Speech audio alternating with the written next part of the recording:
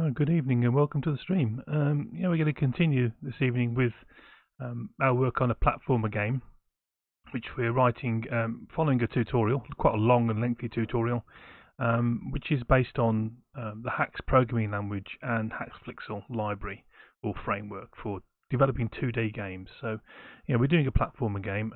It's been coming on quite well. So let's go over into the code and we'll have a look at what we've got so far. In fact, what we'll do as well is have some music while we're at it. Let's just sort some music out. There we go, a bit of relaxed daily. That's good. Okay. So let's go and have a look at our code. So we're working in Visual Studio Code here.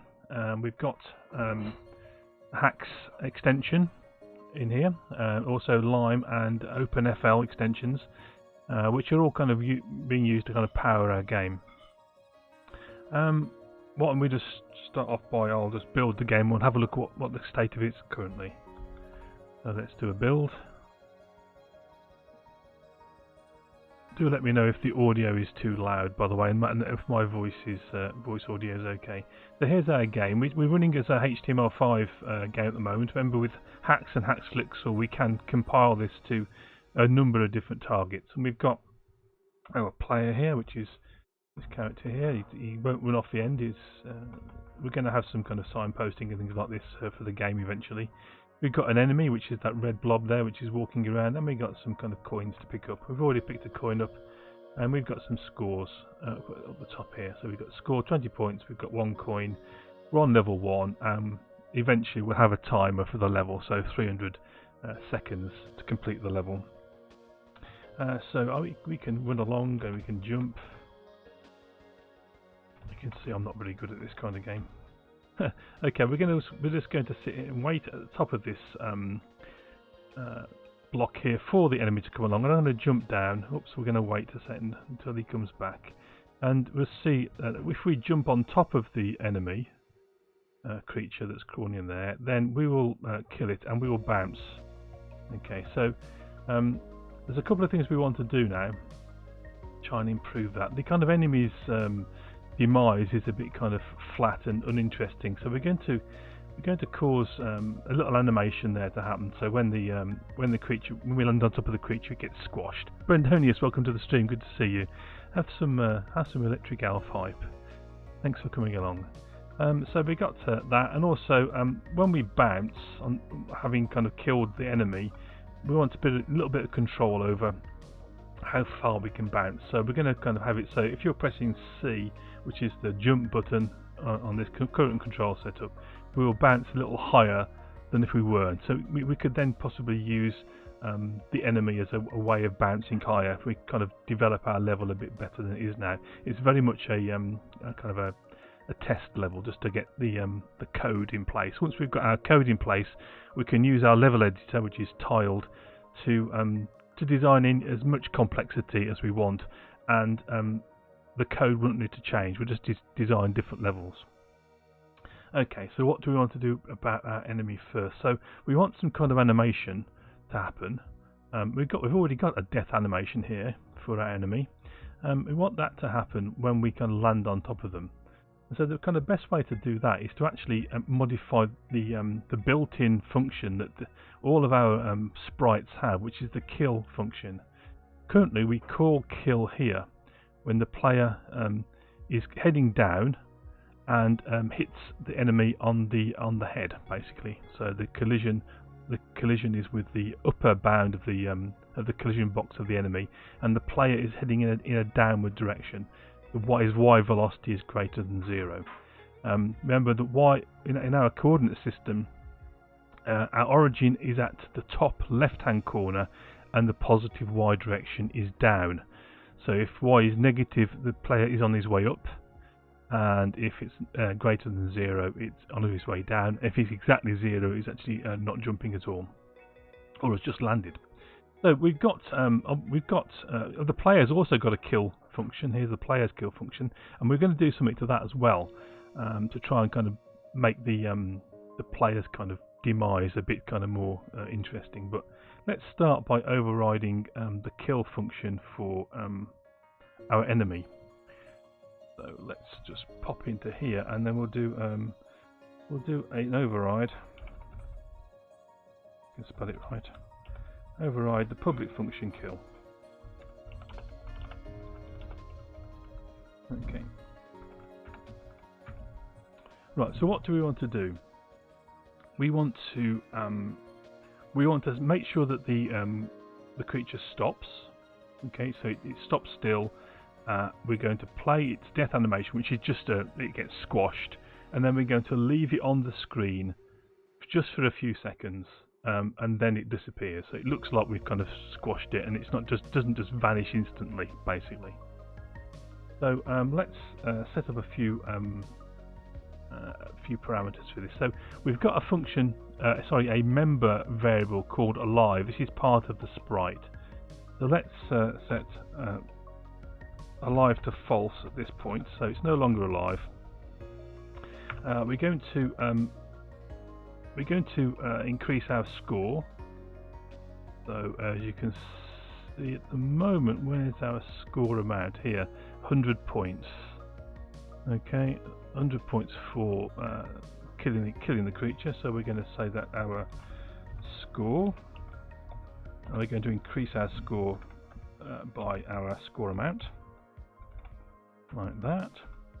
And then we're going to select our velocity in the X direction to 0. So we're going to stop moving. We're going to spell velocity correctly. Okay. We're going to set our acceleration in the X direction to 0 as well. And then we're going to play the death animation. So we're going to call an animation function, animation.play, and previously we defined a dead animation, and that is up here. So it's just the third frame or the fourth frame of our a sprite sheet for the creature.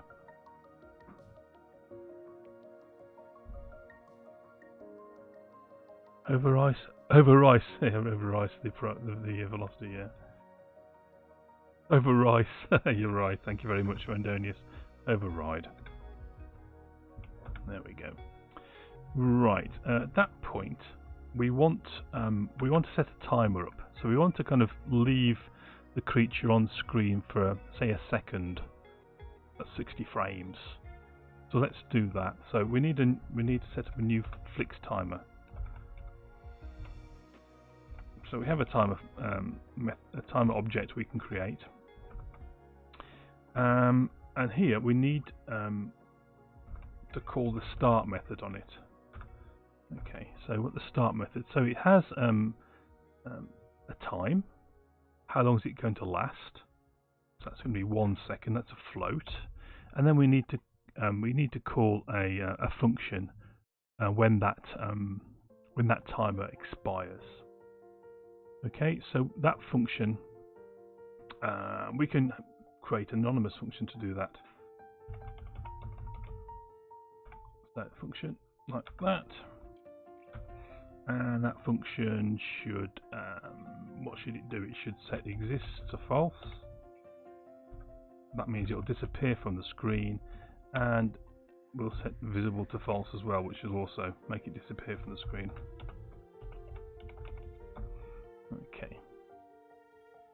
So a lot of the things that we've got in here, like setting alive to false and the zero and these visibilities, are kind of built into the internal kill function of the sprite. But what we're doing is basically kind of playing the animation so it gets squashed, and then we're delaying the function.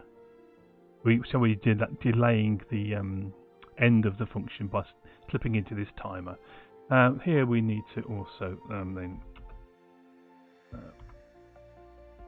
finish off that. So the start has a number of loops, and the default is 1, but we'll set it equal to 1. If we set the number of loops to -1, then this will loop infinitely, in fact. So, but that's kind of defined all of the functions we need. So what what effect's that going to have? Let's have a look and see what it does. So we need to, what's it saying? Void should be null. We need to put a default in there, a discard. Yes, we need to put a discard in there. As per such, thank you very much for the subscription. Have some hype. Good to see you again. 13 months. Thank you so much for that subscription. It's really, really kind of you. Thanks. I do love Alf there. Look at his infinite number of Alfs. Okay, so what's it complaining about here? It's complaining about this comma. Let's see if we can see if it will build. Hopefully, if it doesn't build, it'll tell us. So, missing semicolon. Okay, so we need a semicolon. Where do we want the semicolon? I think it must be there.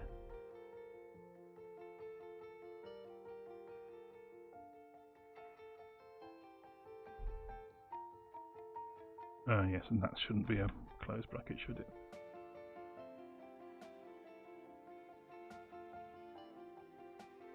Still not happy. Maybe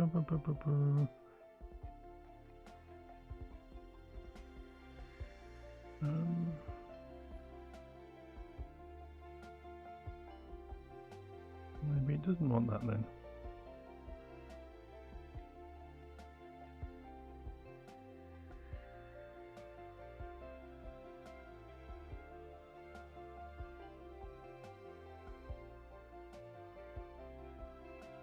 Now I've obviously missing something here, so there's our start, here's our function. Let's try and build again and see if it gives us any clue. Nope, it's happy now. Okay, so let's move, get into position to squash our enemy and test our fix. Oops, we missed. Great.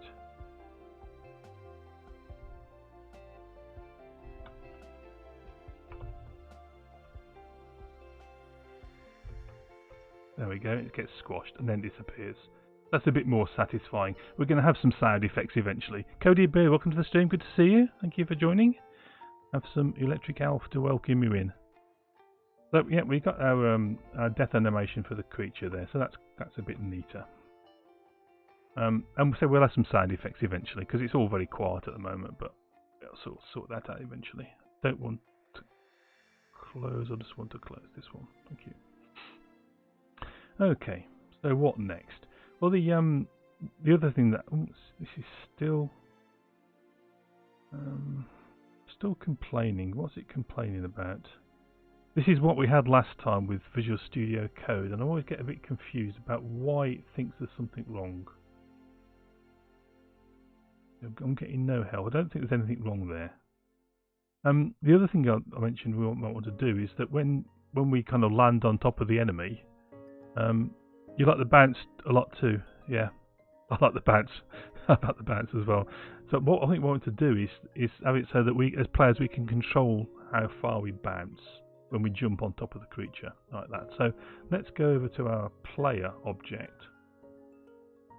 And in our player object, we've got a jump function here. And we call this public function when we actually land on top of the enemy, when we interact with the enemy. So that interaction is here, and you can see we kill the enemy, and then we call the jump function on the player so that we bounce up in the air. So I think what we want to do there is to give the player a little bit of control. Now I'm not going to be the greatest in kind of demonstrating this kind of thing. I'm not really a gamer like this, so it's going to be a bit difficult to try it out, but we'll give it a go. But what I want to say is if at that moment when you land on top of the enemy you are holding down the C key, which is the jump key, then we're going to jump with the full height, jump force. Otherwise we're going to jump with half the force, so half the height. And then we could, in theory, we can actually we can play around with that kind of idea and have super jumps when you kill enemies, but we're going to have it at the moment. Start off, it'll be a full jump if you're holding C and a half jump if you're not holding C, so you don't bounce quite so high. So here we can say that if the key that we're holding down, which is the key that we've got pressed, is part of this collection of globals, and I see it's pressed. Okay, if the press key is C,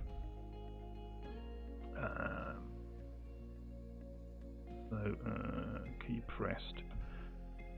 I've forgotten how to do this bit. Let me figure it out. I'm saying, oh, it's keys, not key. Key is pressed and then .C. The C key is being pressed. Then we're going to jump. Our Y velocity is going to be our full height. Else we're going to jump with half the Y velocity. Let's copy this. Divided by 2. Like that. So let's see if we can kind of test that out now. So it's let's run our build task. So I'll do this a couple of times. So I'll get that coin.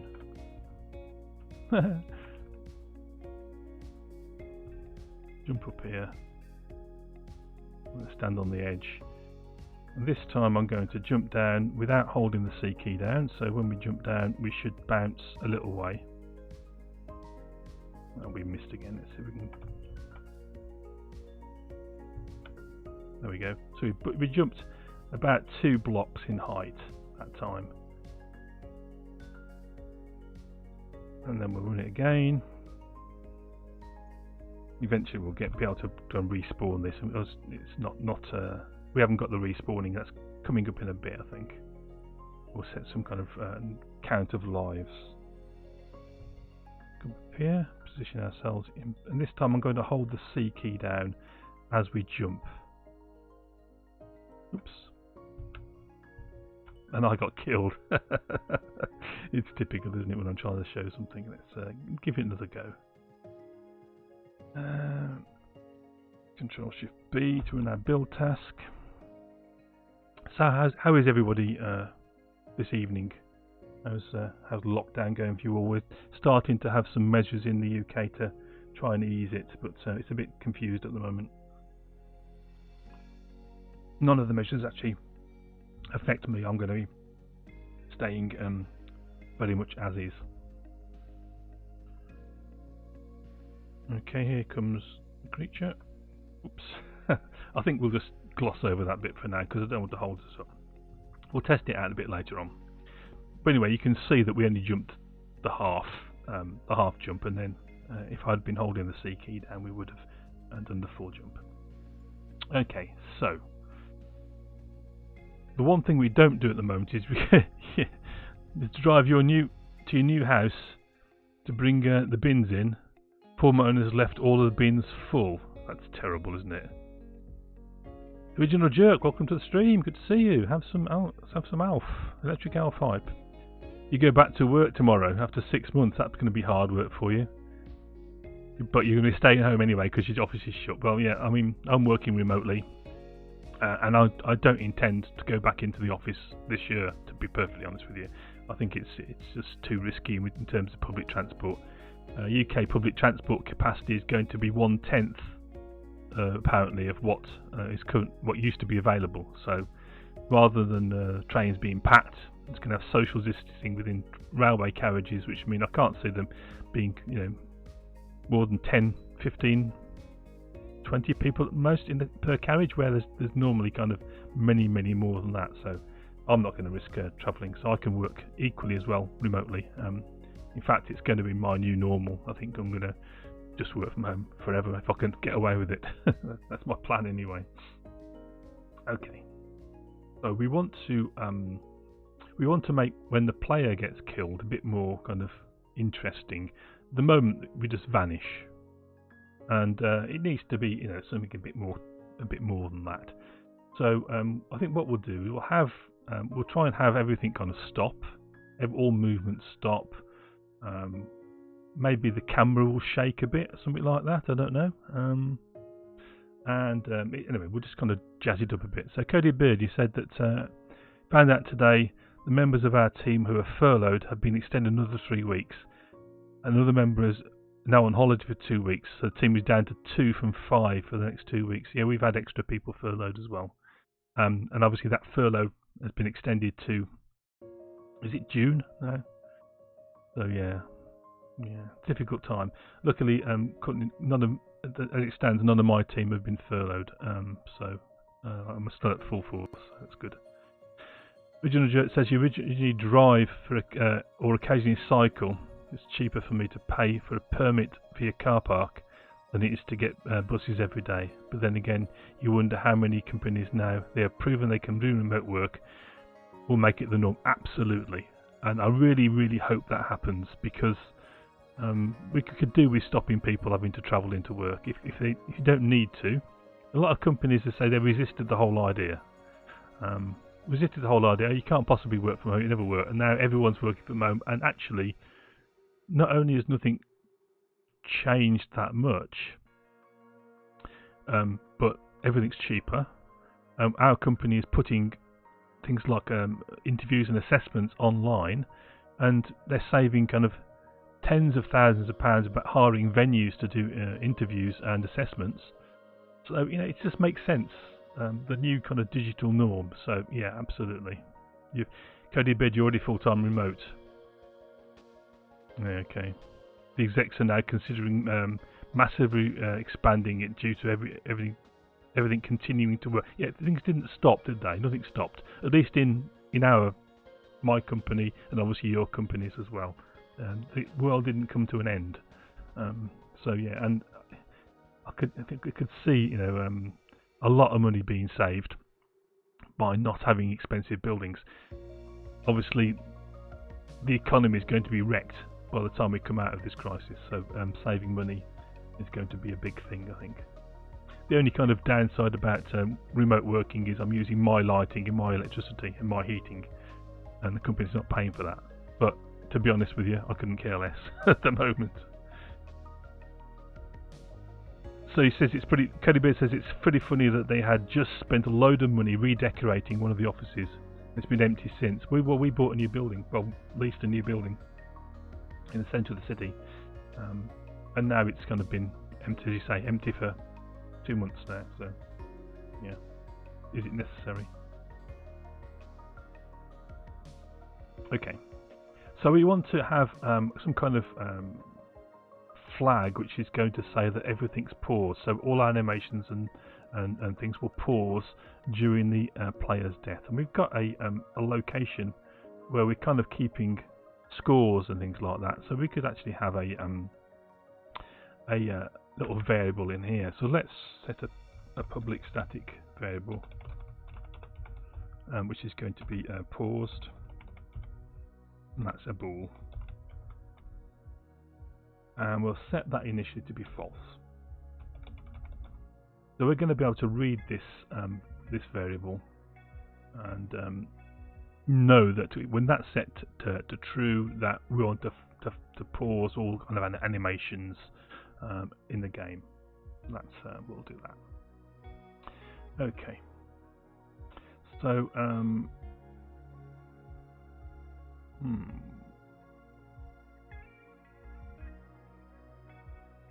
what else? Okay, so we're going to go. Let's look at the coin. So the coins need to stop spinning. They need to stop spinning, don't they?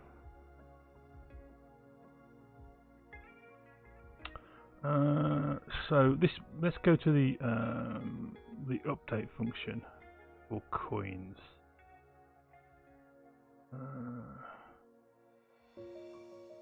Okay, so let's create an update function for coins. So currently all that coins are doing is sitting there. We create them here at X and Y. They start to spin, and we have a collect function which gets called when the coin gets picked up. So let's override our update remember our update function gets called once every frame, that's 60 times a second normally. And the update function, as we've learned, takes a float called elapsed, which is the amount of time it took for the last run through the update function. What we'll say here,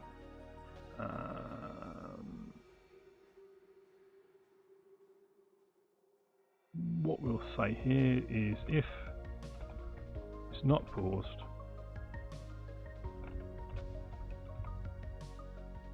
then we are going to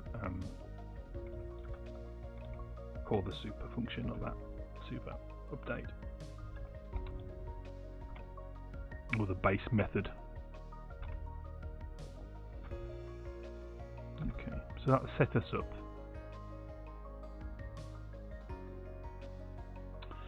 Right, okay.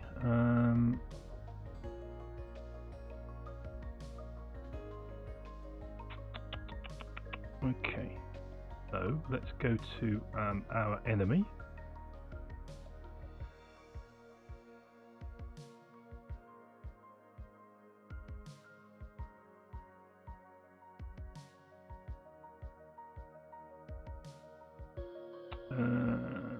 Where's our update in here? Here it is. And what we can do here is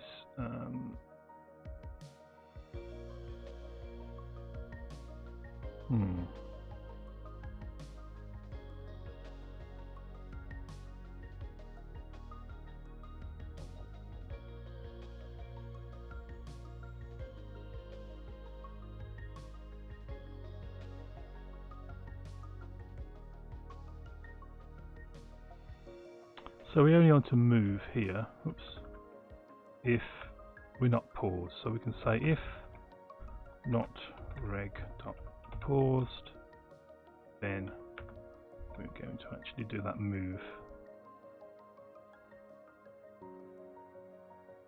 Right there. Okay. What else we need to do? Save those changes. So we're only going to move if we're not paused. Currently our coin isn't really doing an awful lot. It should kind of bomb out. It should not actually do anything. I think that's the idea here. Okay. So we have enemy there. If we're just not going to move if we pause, so all enemies should stop. We've only got one enemy at the moment, so it isn't going to be a problem.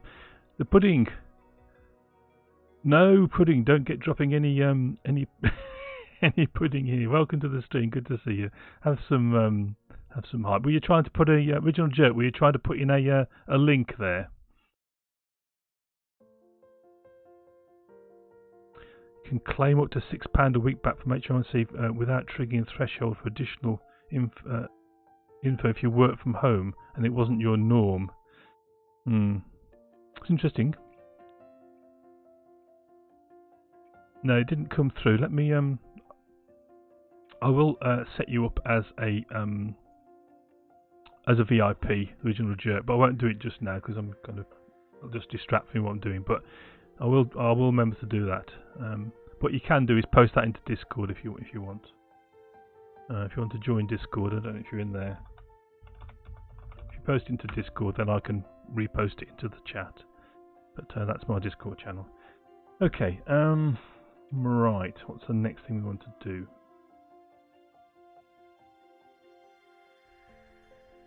So let's go and look at play state.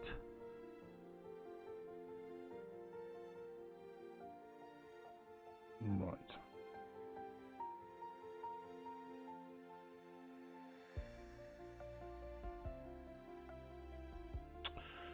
Okay.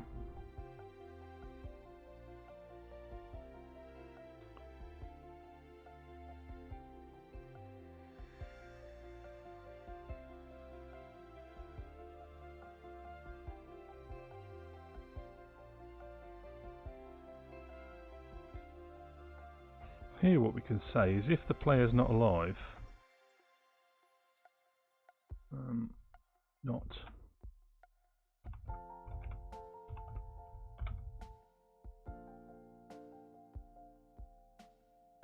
If the player is alive, we want to do this, don't we?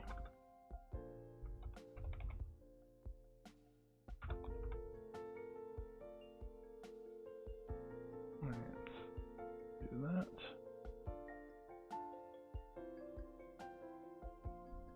Save that. Okay, we want to do something with the player now. So, oops, what was that? That's it. Player dot. My typing hasn't improved, so don't worry. It's going to be equally as bad as normal on the stream. You're already in there, so if you just post that link into Discord, and then you might have already done it. Here it is. Okay. The money saving expert. Okay, so I'll just pop that in.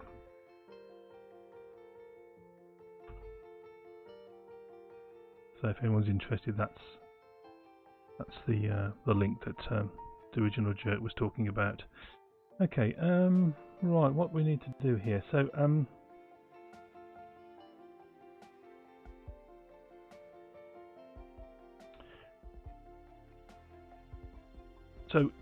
we've got a sprite here, and it's got an animate method, hasn't it? So we're calling animate a number of places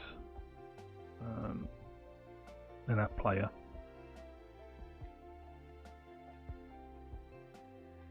If we can find animate in here somewhere. Here we are, animate function. So this is basically is what sets up the different animations for jumping, falling, standing still, skidding and walking. So now we want to kind of change this. Add another thing to this is if we're actually dead, we're not alive, then we want to play the dead animation. So if we're not alive, remember alive is a built-in variable here for all sprites. Then we want to animation to be the dead animation.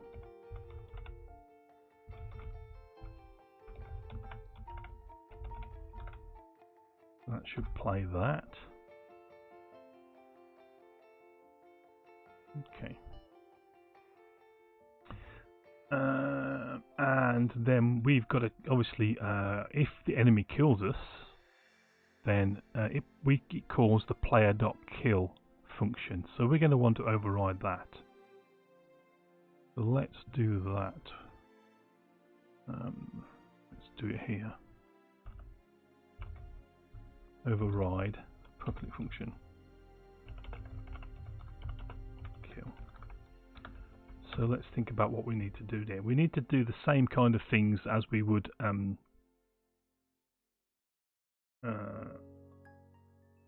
inside the overridden kill with the base kill function. So let's think about what we need to do there. So if we're alive, then we want to set alive equal to false. We've just been killed. Okay, then we want to set our, once again, we'll set our velocity to 0. We can use a different method doing the velocity here. Velocity.set. And here we can set our x and y velocity at the same time to 0, 0. So we're not neither in mid-air, we're not jumping or falling, we're actually no velocity whatsoever. We can do the same with our acceleration. So rather than doing .x, .y, we can do the set.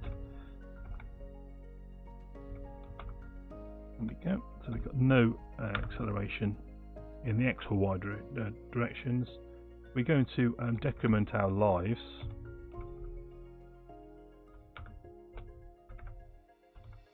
Like that. So we've got one less life. We want to set pause to true, which is going to be which hopefully then will trigger all the other animations pausing. Hopefully, that's the plan. And then we want a timer.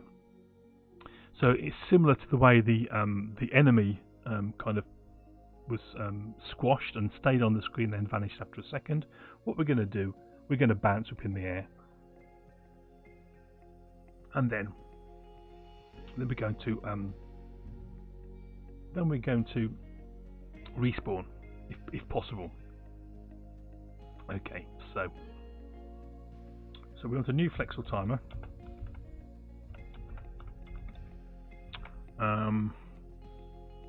And this is going to be we're going to start the timer here. So what else? So the timer is going to be for, once again, for, I don't know, 2 seconds this time.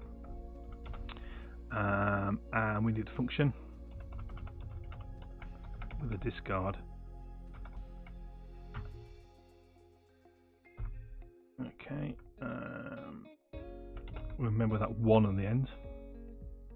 Okay, and then in the function, what we're going to do, what we want to do there is set our acceleration in the y direction to that due to gravity, which is this constant here. So we set our acceleration in the y direction equal to gravity, and then we're going to do a jump. Okay, so we'll bounce, and then we want to wait a little while, and then we're going to kind of reset our state. So this time we're going to wait, I don't know, what should we wait?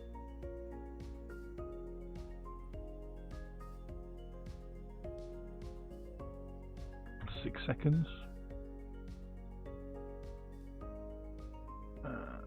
Cool.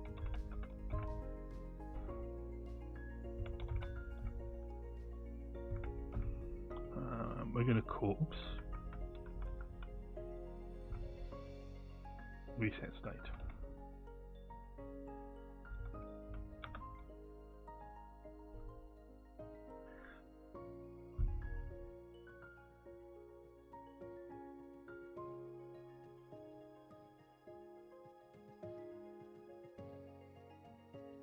This requests a reset of the current game state. Okay. So it should set us back to the start, basically. Start of our game. Let's see if that's in fact what happens.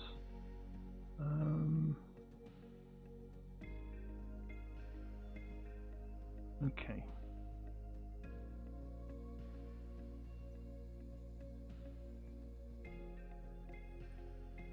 Let's make that 5 seconds, shall we? Rather than 6. 6 is a bit of an odd choice, isn't it? Restart the current state. So play state, which is our current state here. Level 1 state will restart at that point, hopefully.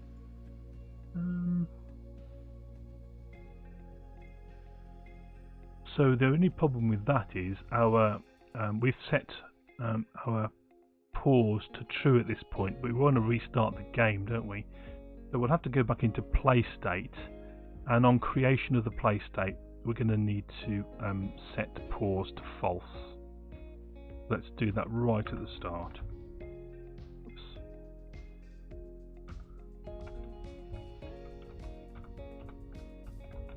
So yeah, that should take care of that. So let's save all. I think that's all we need to do. Let's try and do a build and see what happens.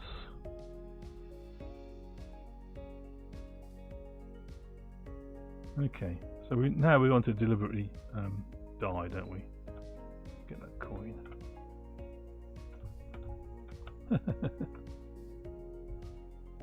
Okay, let's jump down here, and here we go.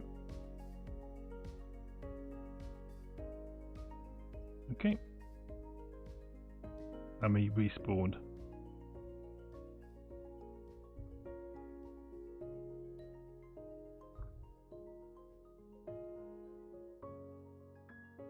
Everything stopped, and yep.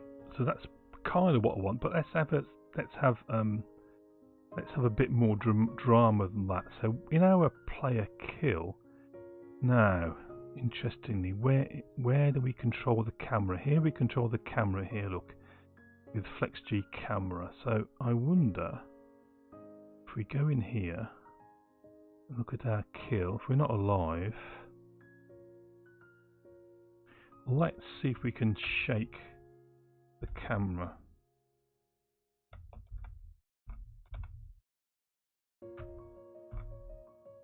We got a shake camera. We got a shake. What does shake require? Percentage of screen representing. So we've got an intensity.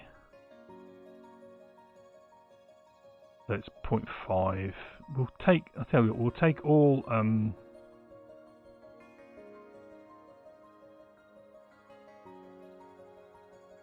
We'll take all the defaults. Let's just let's layer on the effects by a camera.flash as well, and then we can remove effects if they're no good. And oops, what can we put in our flash? So we've got an intensity, a colour. So it's white. We don't want white, so let's have flux colour.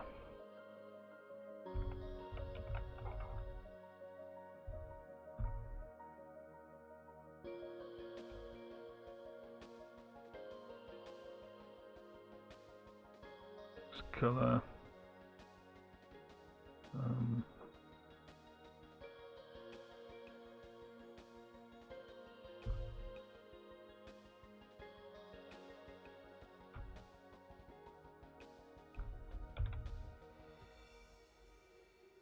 Let's have it red, shall we? Flash red. We'll see what that looks like. Oops, not save as, save all. Okay. Run it again.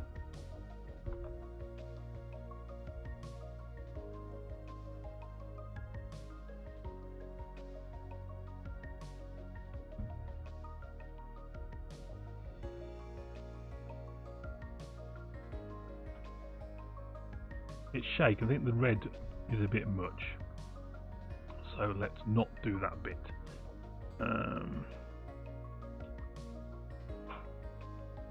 Try it again. So the flash of red was a bit too much. Let's just shake the camera.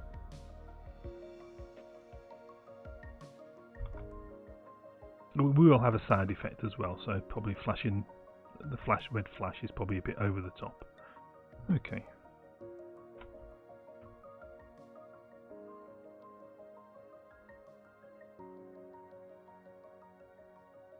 Yeah, I think that's okay. And then we respawn 5 seconds later and everything's reanimating, which is good. That's kind of what we're after, I think.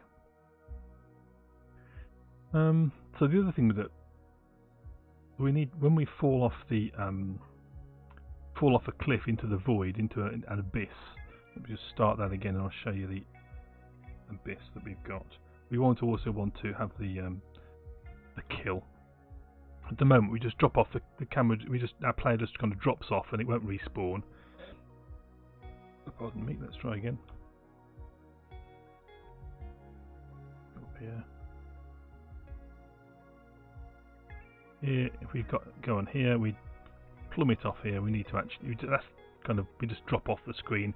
In theory, we're kind of still falling forever, and it's never going to respawn. So we need our player to actually be killed at that point. Okay. So,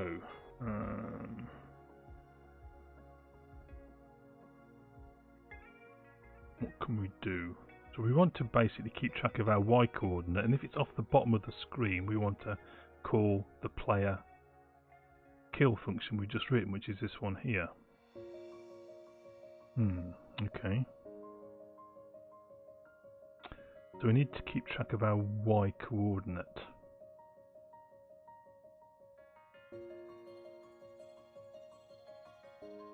Okay, so this is a bit more difficult because our map is inside our play state. Okay. And our player can't access the play state currently. The player exists inside of the play state and not the other way around. Let's get rid of the colour.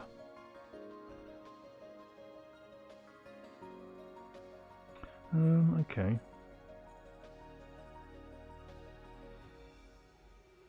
So we could put the check for the player's position inside the play state. So who's that? Remedy167. Welcome to the stream. Good to see you. Have some Electric Alf to welcome you. I haven't seen you on the stream before, so warm welcome. This what you're seeing at the moment is a pixel shader that one of the friends of the stream, Fuel Stable, created for us. And we do quite a lot of kind of pixel shader and GLSL shaders on the stream. I did a series. It's about 9 videos in a series, all about creating various kinds of pixel shaders. If you're interested in that kind of thing. Currently, we're working on working through a tutorial. It's a long tutorial on creating a platform game using Haxe, the programming language Haxe, and Haxe Flixel, which is the 2D library that we're using. So,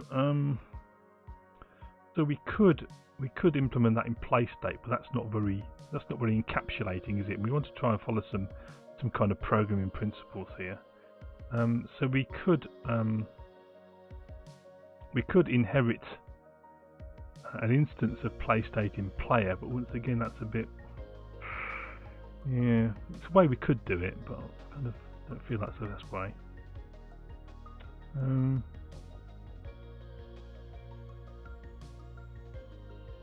Well, what we could do though is we could utilize our reg class here, which is like a kind of these are they're kind of game-wide variables, aren't they? So our paused and the time elapsed on the level, how many lives we've got. So maybe we could use that. Let's try that. So let's have another public static. We can always change our mind later. And this is going to be our we'll say state, and that's going to be of type play state.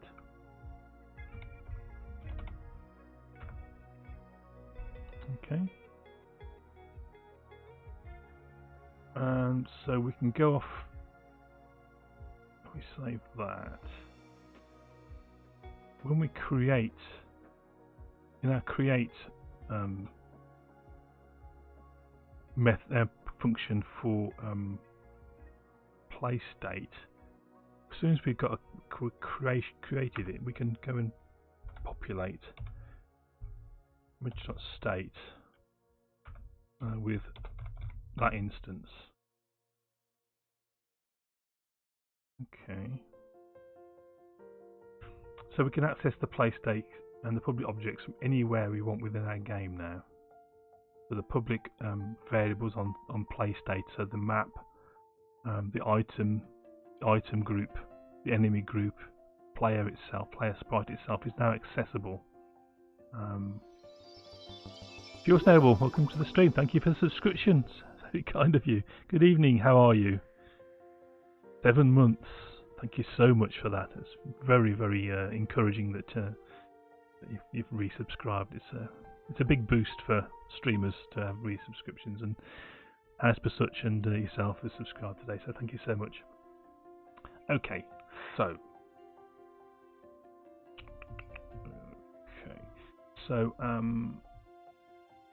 we want to now access that in our move function here. So on the player, we've got a move function, and this basically stops us going off the left-hand edge of the map. Let's say that if we drop off the bottom of the map, then we also die. So if we say if our y coordinate is greater than, then we've got our state now, and we can access map, and on here should be the height of the map, and we need to subtract the height of our player. If it's greater than that, then we want to call it kill on ourselves, and we've overridden kill, which should shake the camera and pause the game and then respawn us. So let's give that a go.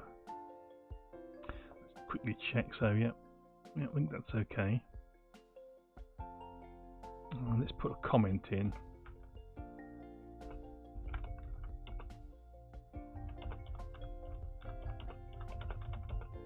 We fall off the bottom of the map. Yeah, cannot move off the left edge of the map. Okay.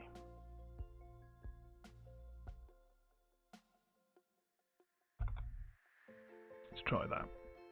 Fuel Stable. Oh, Surly Dev's here as well. Surly, welcome to the stream. Have some electric alpha yourself. So, Fuel Stable says, you just finished 8 minutes of shader content. Time to music. Yes, I'm interested to see this. You were talking about some kind of sound visualization as well, weren't you? Which that's pretty good. So it's a personal project. Used to be a demo code in the 1990s, but never bothered putting things together, so you feel the need to do it now. He used to create the demo with old school feel, but obviously more modern hardware. Yeah. It used to be a big thing, creating demos, demonstrated the capabilities of an 8-bit computer or a console or whatever. Seems not a thing that you really see much, I guess, other than perhaps by 3D card GPU developers, so or manufacturers. Right, let's see if we can. Here we got killed straight away. But we should respawn. Are we going to respawn? Yeah, we have. That's kind of an improvement.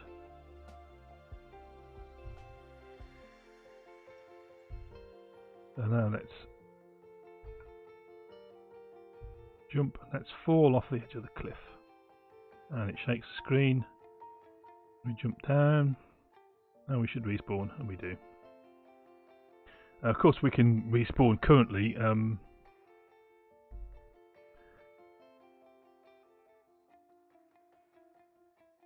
So what was that? The pudding?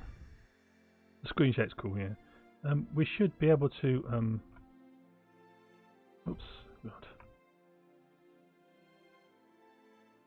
I am really useless at this.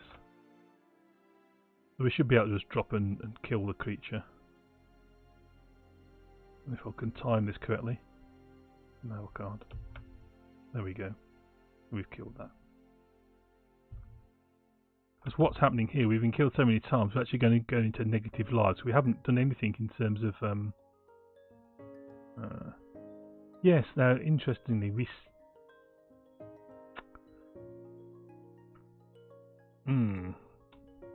because I'm taking the height off,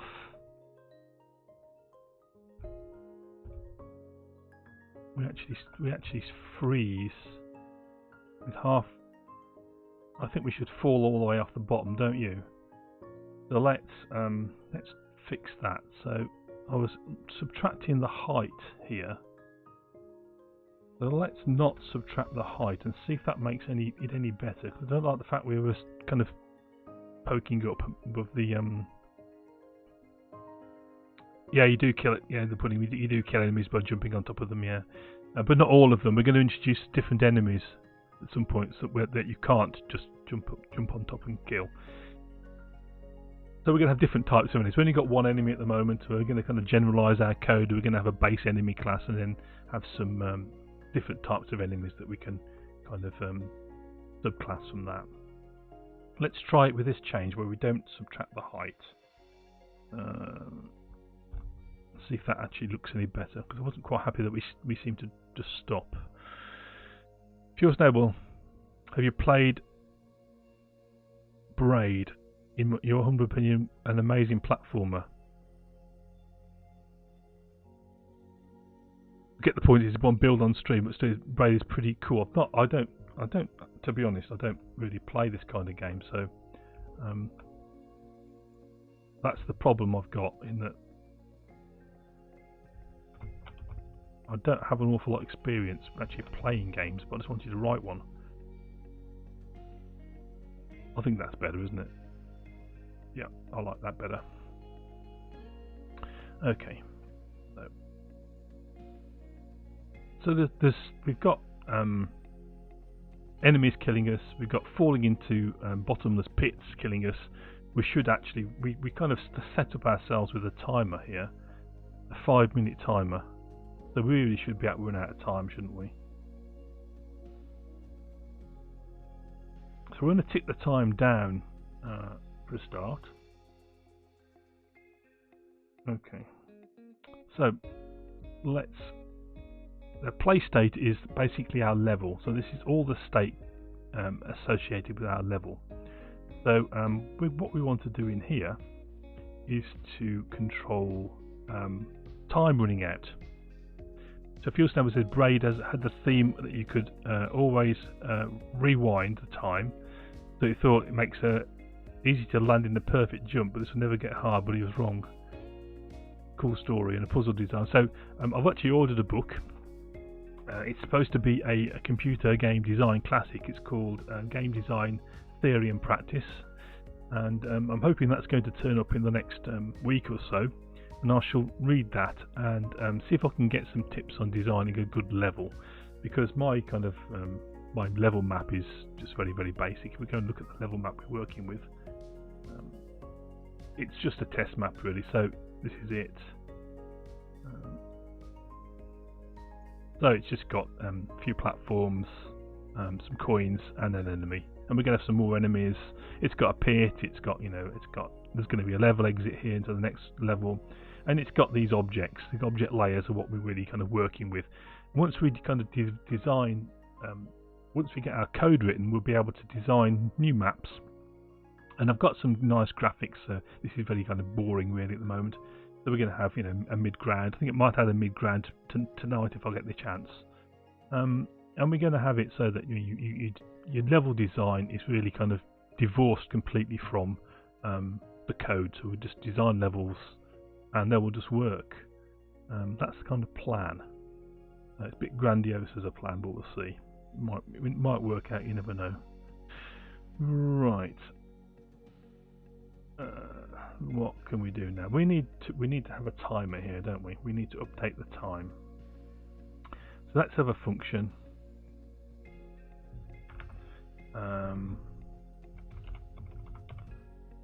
Function update time, and we're going to take in the elapsed time as a float, because that actually is a measure of time ticking by, of course. We get 60 frames a second, so after updates to be called 60 times, then the total elapsed time will be 1 second. Okay. So the first thing we need to do is make sure that we don't do anything if the game is paused. If not paused, let's reg paused. Then we want to do something. So if the time is, we don't want to fall below 0 time. Obviously, if the time is greater than 0, then we want to adjust the time by the elapsed time. Okay, so then we're going to say reg dot time minus equal elapsed.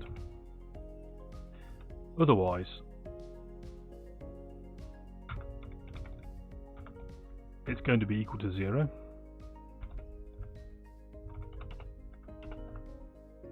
And we're going to kill the player.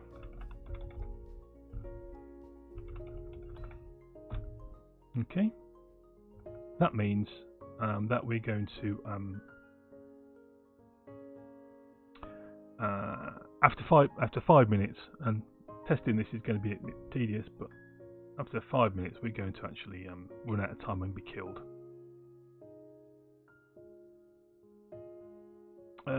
And here what we want to do is we want to call update time here.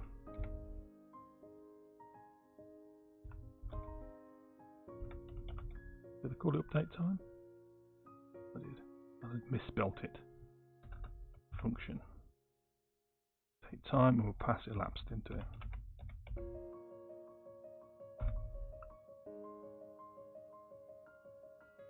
Okay.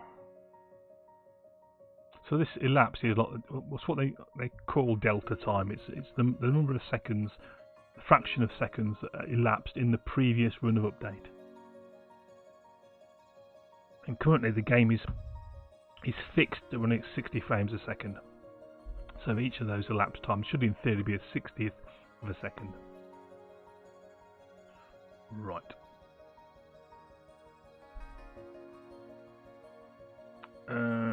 Okay, so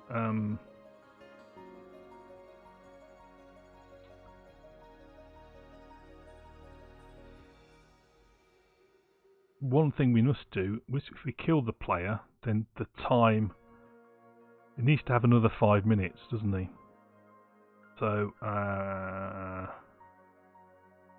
when we create our play state, reach.time needs to equal 300 seconds again.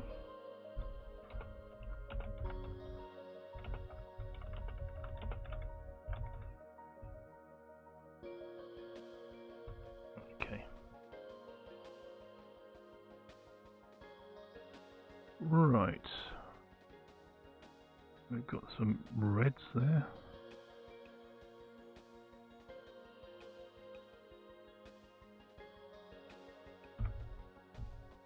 So currently,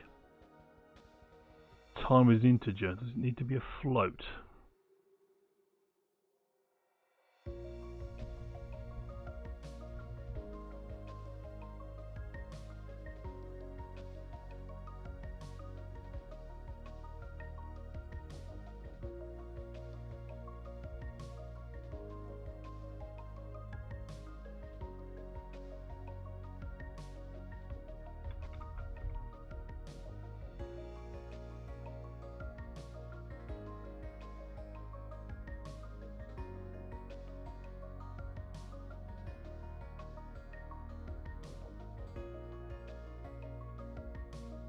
Okay, let's give that a go. Let's see if we see time ticking down when we run our game.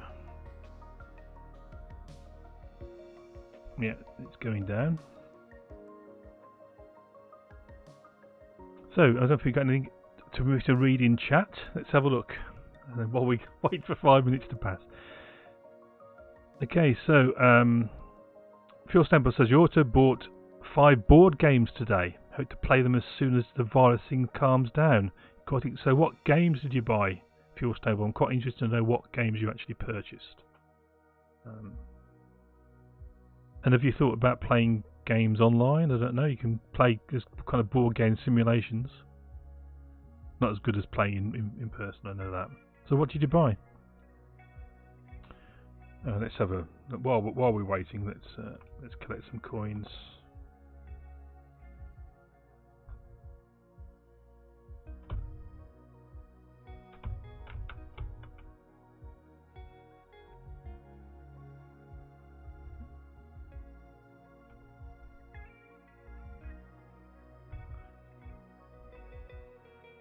There's the exit, and we can't actually go back here, which is a fault, a design fault. Okay, once we get to here, we have to fall off the edge there.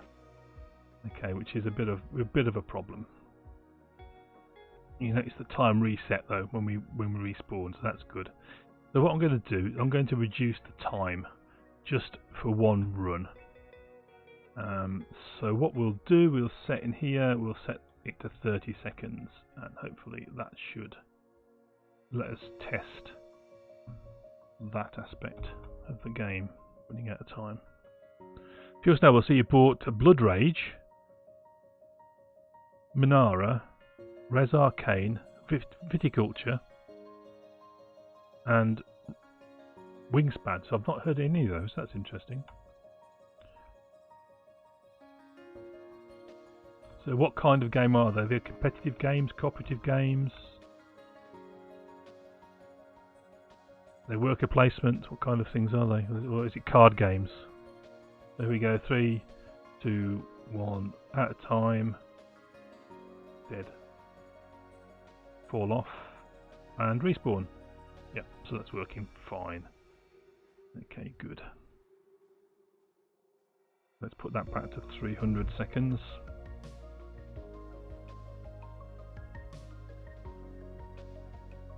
Okay. So let's have a quick look at our play state. All this kind of stuff here, it's a lot of repetition, and the more objects we start to add to our game, the longer this kind of code is going to get. And I think we really need to perhaps have a look at doing some refactoring before we do much else. Pure Snowball says that Minare is the most unique. It's a cooperative dexterity. Oh, I think actually I might have heard of that one. Viticulture worker placement. Build a vineyard. Cool.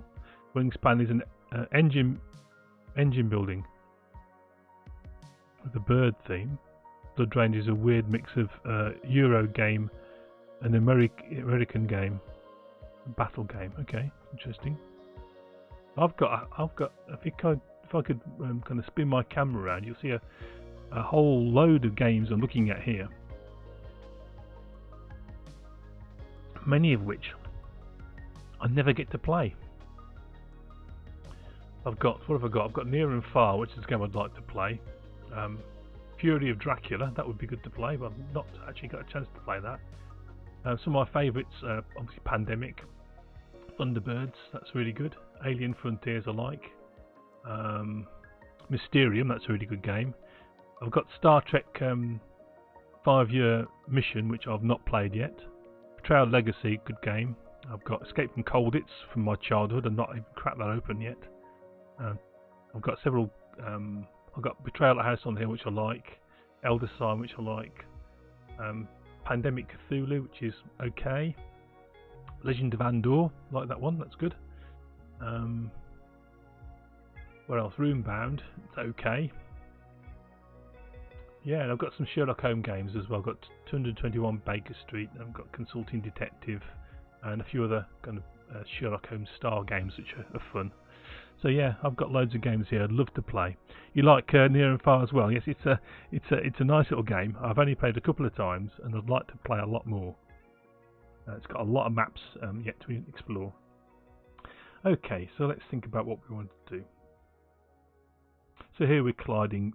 Our map collides with the player. It collides with enemies. Our items collide with the player. Enemies collide with the player. Enemies collide with each other.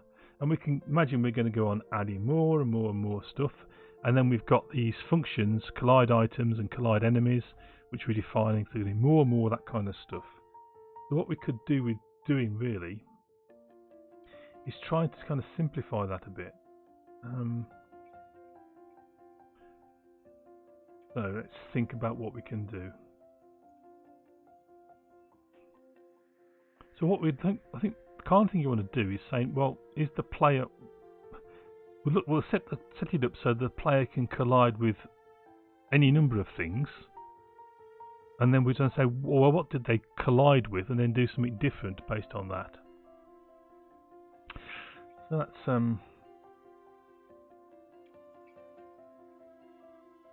So it's almost like we want a new group of things, which is the group of everything that's in the game that we could collide with. So let's set up a group based on that. So let's have a new private variable. We call it entities. So the entities in the game. And this is going to be a flux group. A group of things.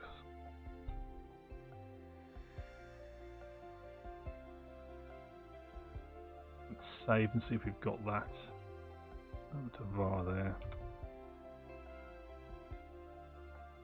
Bring that in. Okay. And we're going to want to create that group here. A new flux group.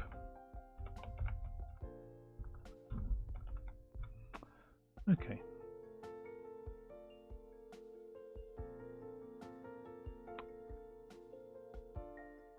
So what can we do next? So that's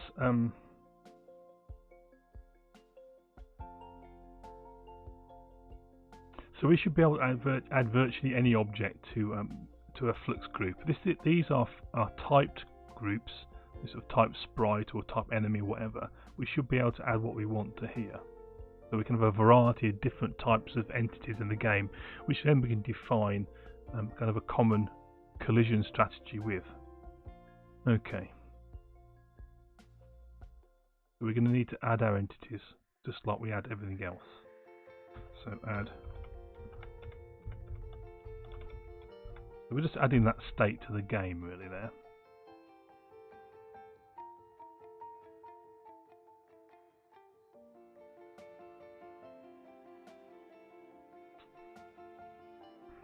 So here, instead of adding the items and the enemies to the entire game, let's add them to entities. Entities.add.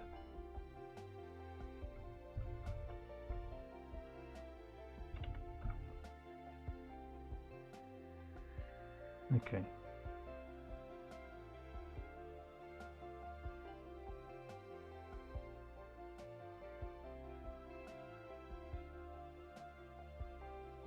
So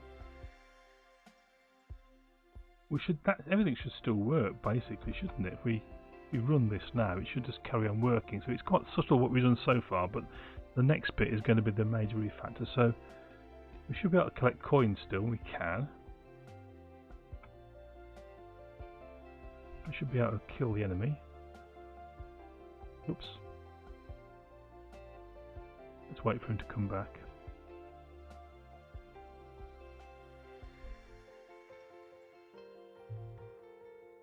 Let's see if we can jump on him. There we go. So we can still kill the enemy. Yep, so that's still working, which is good. So we haven't broken anything by doing that that grouping. So we've grouped everything into the entities type, but we added it to the scene anyway, to the play state. So it's all still available to us. Remember there, we've added some typed groups to our kind of overarching group. So let's think what we can do about our update.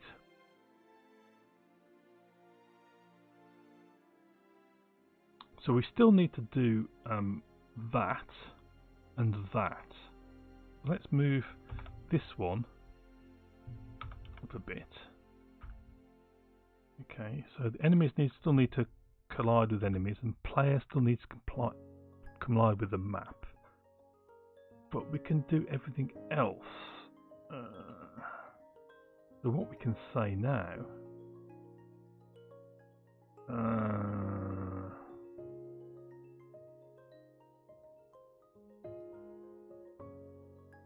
Okay, so what we can say now. In fact, enemies are all going to collide with enemies, even if the player's not alive, aren't they? So that can actually go down there.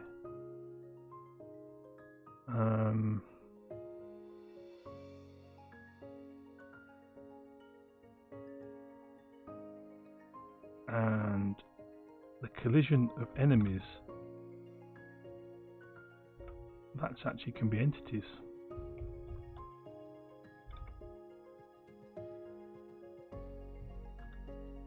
Okay, so now we've got these things here.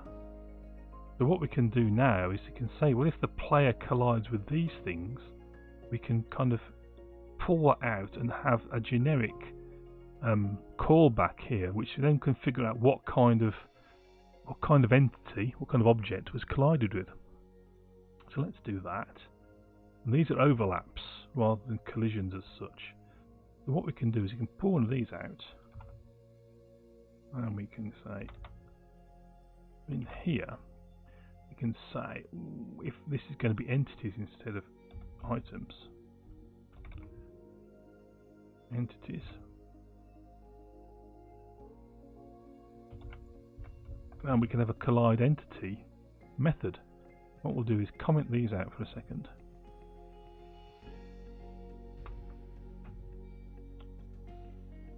Okay, so we need a collide entities method now.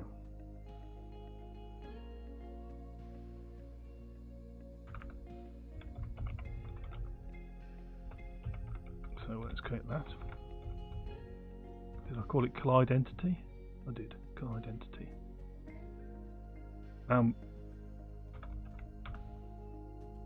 the variables that we're going to take in there is simply going to be a sprite. So entity is going to be of type sprite. We don't know what kind of sprite yet, and it's going to be the player. These are dynamic types which get passed in to this callback. So the first element of the first parameter is going to be entity, and the second is going to be player. They're dynamic, so we can then resolve them here to their actual types. Let's just save and make sure we get rid of our error there. Okay. And then what we can say in here, we can say something along the lines of if it's so we need to do some pattern matching, don't we? We need to know what type entity is. So we can say if we have a standard library and that has an is. So this is very similar to C#'s is operator, I guess it is. So take in the entity, and if that's a coin, well, it's not quite pattern matching yet, but we can do pattern matching in here. If it's a coin, then we're going to cast entity to coin, and then we're going to call it collect method.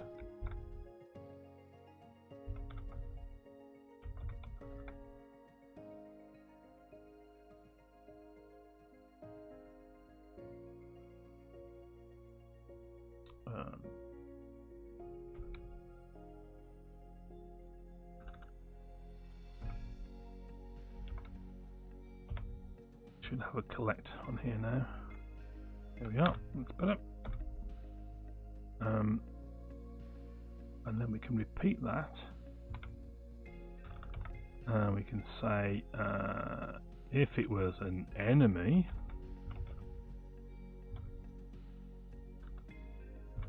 then we're going to call interact with the player.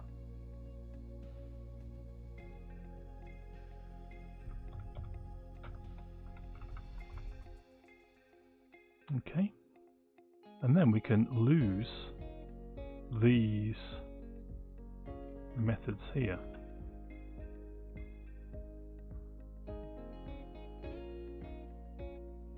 So you can see that this is going to become a switch statement eventually. And we can get rid of these here.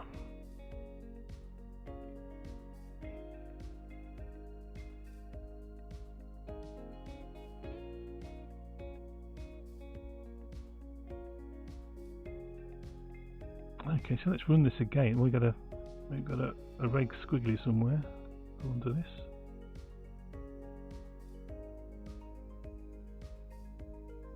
Let's save. Let's do a build in case it will go away by itself.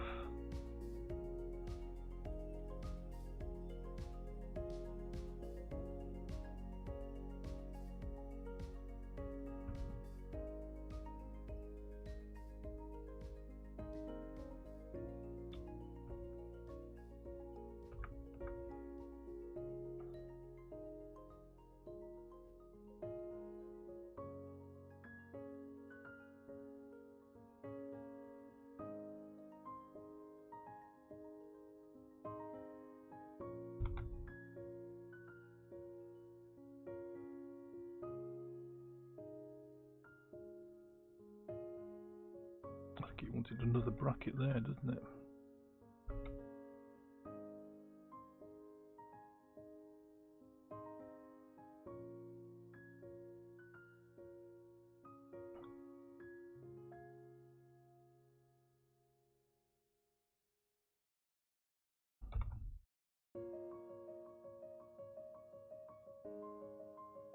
Yep. So now we should have the same behavior before, so we can collect.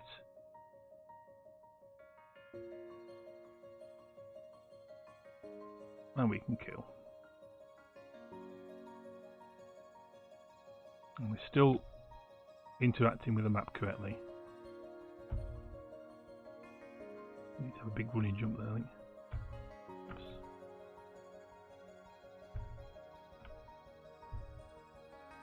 Yep, so that's still working. Okay, so that's going to simplify matters in the future, I think. We've still got this squiggly here, and I'm not really quite sure what that's all about. Let's try closing this and restarting code.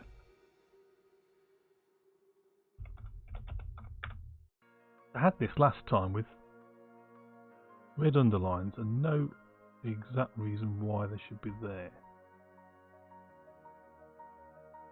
Yes, I think that's okay now. Yes, it's gone from red to orange, so I think we're okay. Just make sure we save. Okay, so that's no good. Alright, and so we've got one kind of enemy. We've got our little patrolling red blob, a one-eyed red blob that walks backwards and forwards. It would be nice if we could then add any number of other enemies, and they still follow this pattern, is that the enemies, we have a type enemy, and the actual details of what happens when we call interact on them vary. Okay, so I think we should probably do that.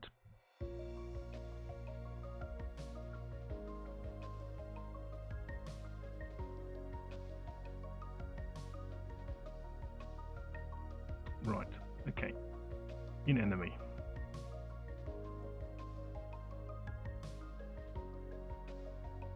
We have a lot of code in here, which is purely for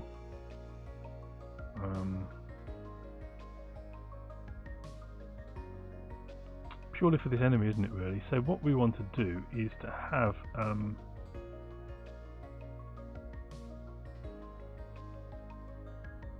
I think we want a generic type, don't we? We want something that's just a fluxal sprite, and then we can inherit from it.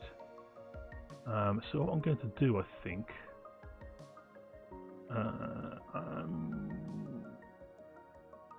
what should we do?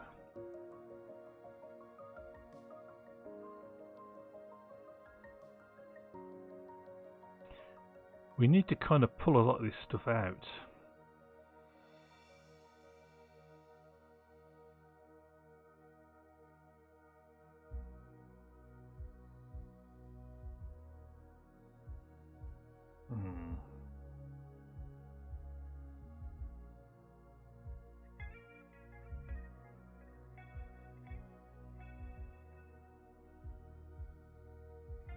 So what I'm going to do, I'm just going to open a notepad. Just thinking of the best way to do this. I'm going to copy this code into my notepad. So it's all there for us to bring this stuff back, and then we can have a look at what we can do in here. We probably need to just get rid of a lot of this stuff.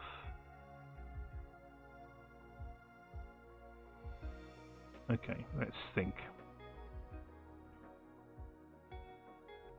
So we want to load the different animations and different graphics for the different enemy types. So we don't want to do any of this in our create.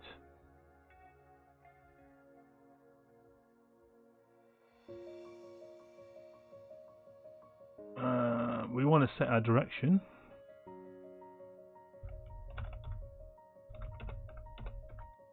And we want to set our flip X.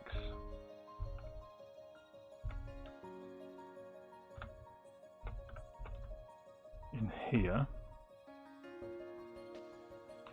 And in our move, we just want an empty method in here.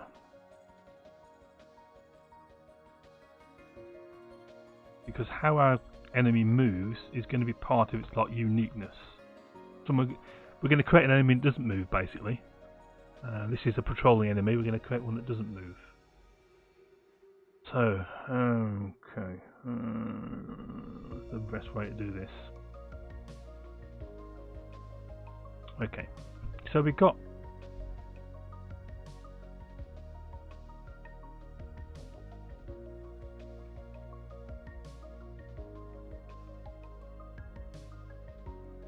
okay, let's create a new file.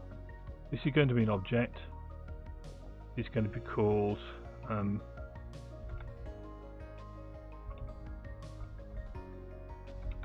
enemy A, shall we call it? It's the unimaginative. Enemy A, enemy B, enemy C. Okay, we'll just call it that for now. Enemy A. So we're going to say class enemy A extends enemy.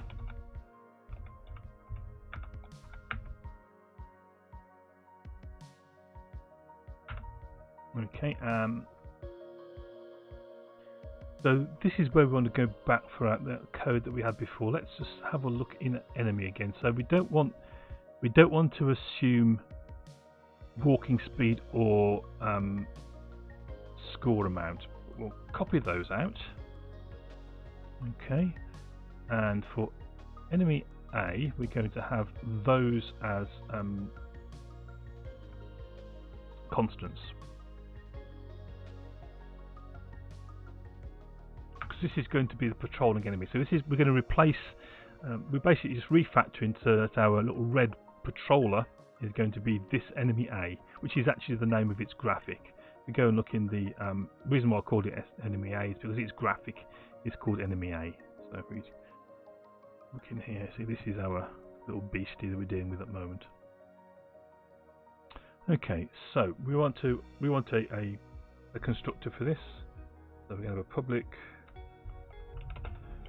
function new takes a float for the position in the X direction and a float for the Y direction. Okay, and then we want to bring back all that loading of graphics. So I'll go and get my the code I had before and copy that in. That basically takes care of loading our enemy A graphic.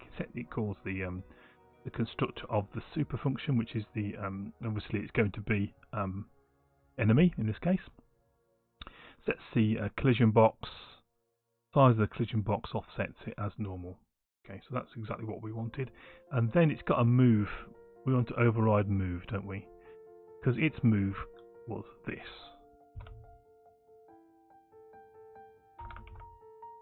Instead of private, this is going to be override.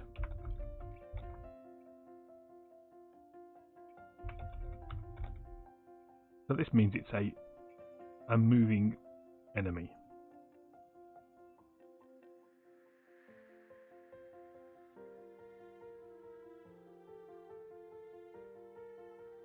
So all the other stuff to do with flipping direction, staying within the bounds of the world, flipping direction if it hits walls, and interacting with the player. Okay, this is all part of the base class currently.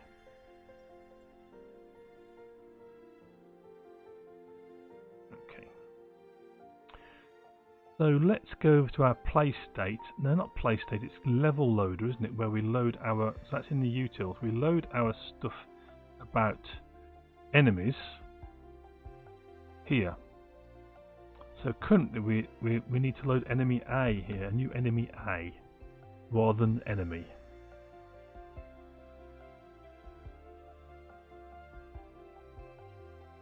So now nothing should have changed in essence. So we've probably got to bring this in, have we?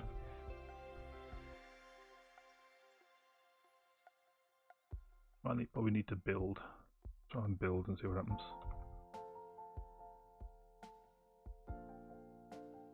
Wouldn't identify a score amount.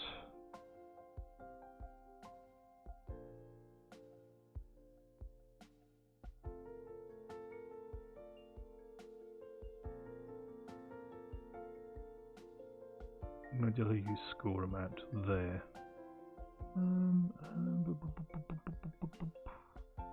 Do we want to? Okay, we'll put score amount across as well.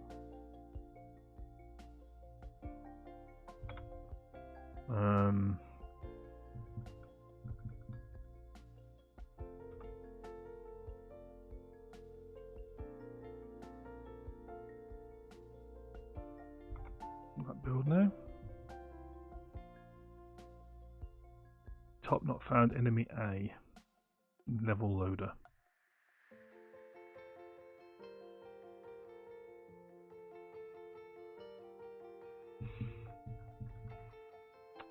That needs to be enemy A there, that's right. And that should build. That should now operate exactly the same as it was before. Okay, so it's walking around.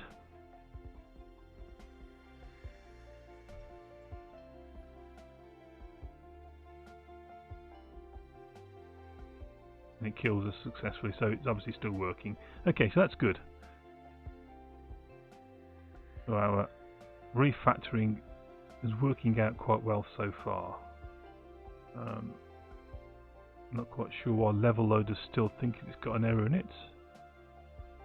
I'm going to restart code. It should be happy now, which it is.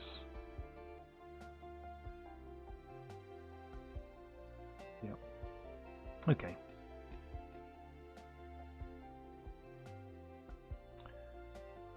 So what we could do is now is having a different type of enemy, an enemy B. Let's have enemy B. So first thing we need to do is go and find some graphics for enemy B. Pardon me. Over in our images we should have enemy B. That's not where we want to get it from. We're going to get it from our assets. And there's enemy B. And we'll bring enemy C across for the ride as well. So we'll copy those. And what we're going to do is simply drop them into our directory, which should be in the dev platformer, assets, images, and drop those in there. Okay, so we got our enemy B graphic. Okay, so let's create a new object.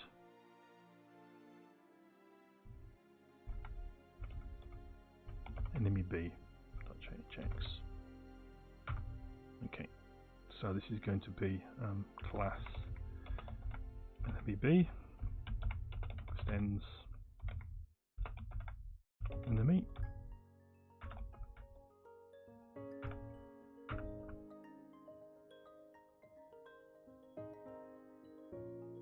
Okay.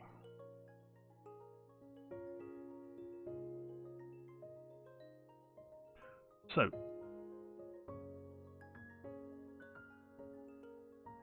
let's set up the same function, same amounts here in our enemy B. We can obviously vary them at some point.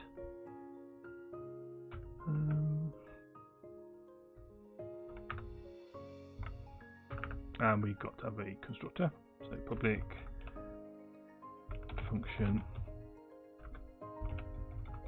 can be called new x float, exactly the same as before.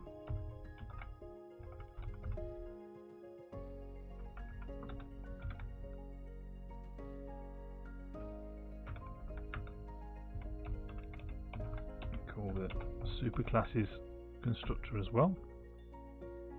And we want a different graphic, so let's go and get the graphic stuff from enemy A. It'll be pretty much the same, I think.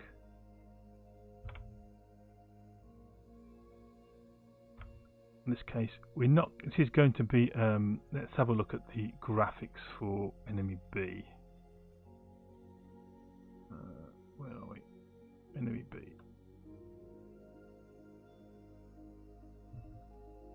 Okay, this is enemy B, and it's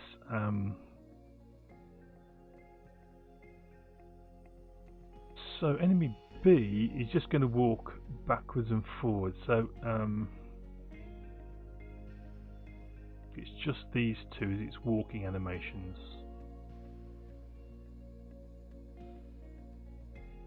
Okay. So we may have to do some level tweaking in order so it doesn't just disappear straight away by falling off a ledge. Enemy B. So its walking animation is going to be those first two. There isn't a dead animation as such yet. Same sizes, same for that.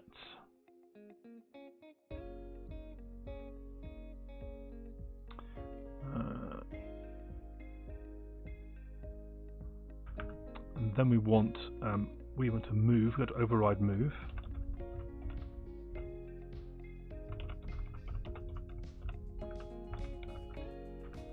And for now we can have exactly the same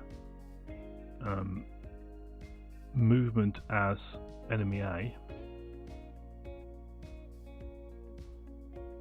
No need to change it just yet. Well, what we'll do is we're going to override the interaction. In this case, jumping on top of the enemy is not going to kill it. It's going to be an enemy which, you know, if you jump on top of it, you die as well. So any contact with this enemy is going to kill you, basically. So override function interact. We pass in the player to that.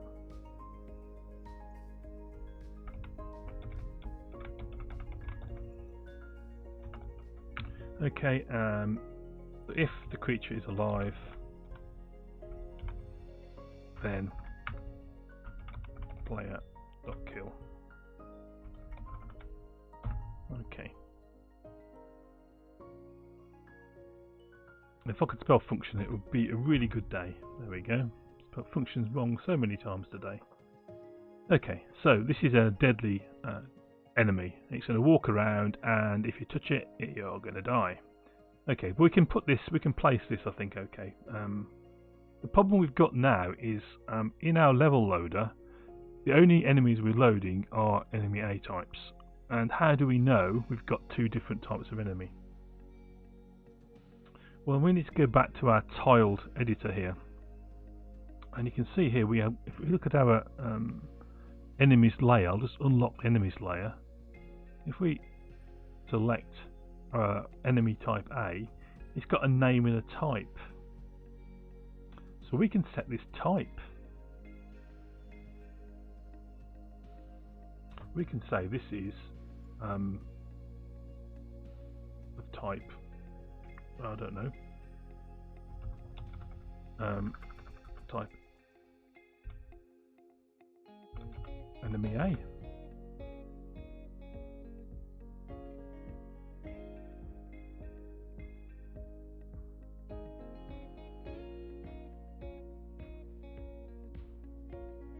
Okay, and then we can pop another enemy on there. For the moment, we'll just drop this enemy in the same location, because I haven't got anywhere really. It's a very poorly designed level at the moment where we can put another enemy. But we're going to put this enemy, unlock it. We're going to put this enemy. We want to place tile.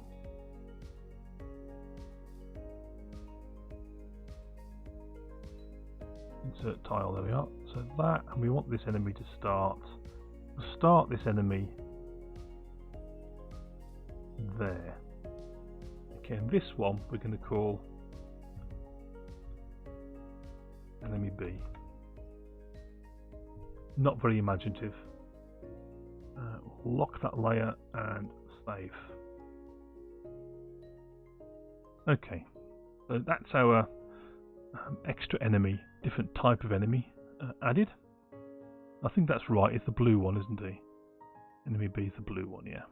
Okay. So, we need to go and look at our level loader. So here's where we're getting things from the enemy layer. Okay, so we need to now say what kind of enemy we plucked off. So let's have a switch in here. So switch, and we're going to switch on the enemy type.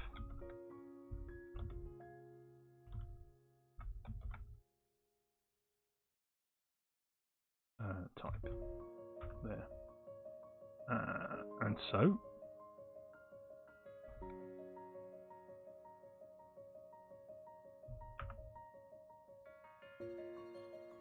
what we can say here is in case where it's enemy A. In fact, what we'll do is we'll say that it's enemy B. We're going to create an enemy B.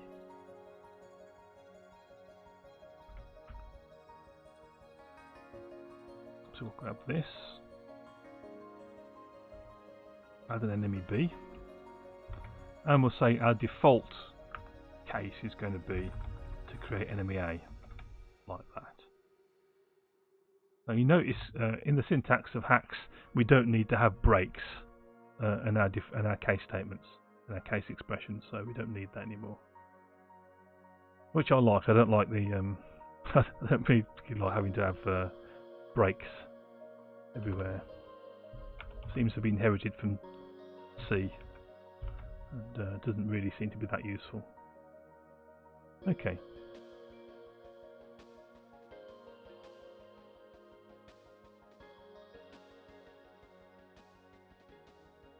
So, let's give this a go. Let's see if we can get it to build first.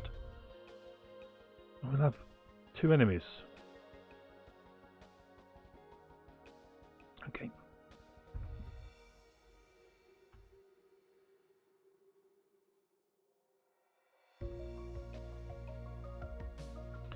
So we should be able to, let's see if we can get rid of this enemy. We can. Oops. It's picked up another one of those. It hasn't picked our new one up, has it? Okay. Well, we've actually penetrated into the wall there. Okay. So that didn't generate a new one. So let's go and see what I've done wrong. So entitled. This here has got type enemy B. Enemy B. Okay. And here we're saying if the type is enemy B. Okay, interesting. That looks okay.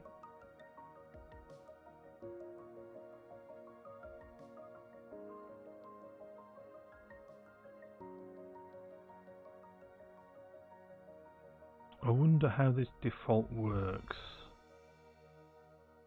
I'll just swap them around just in case, because it did the default state, didn't it? Let's have a read of this.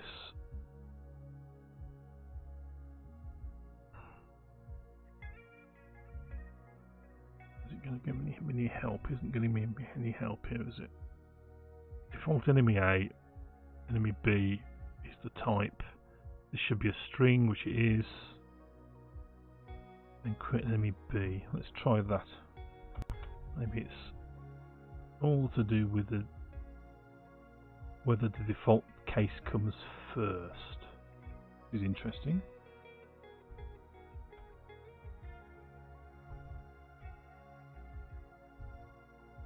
No, it's still got a walker, patroller.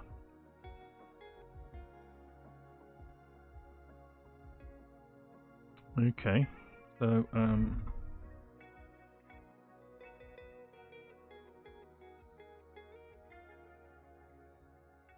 let's log what kind of enemies are getting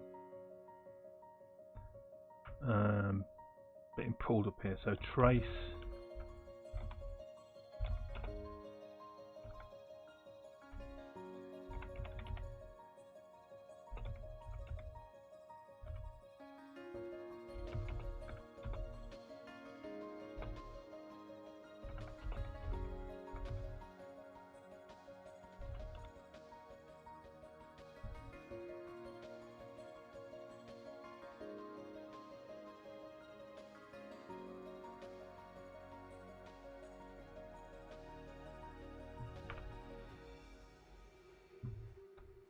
Okay, let's see what that does.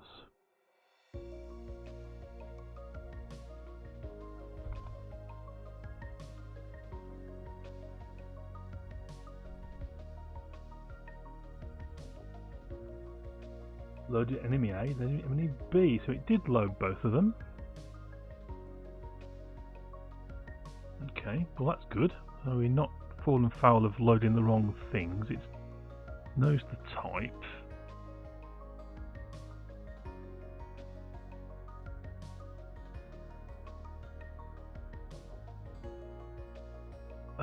Look at that, it's just the graphic that was wrong.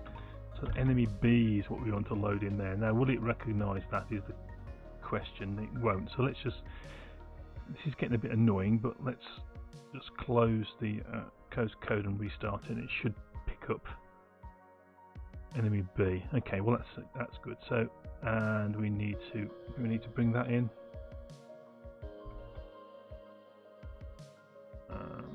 We need to have import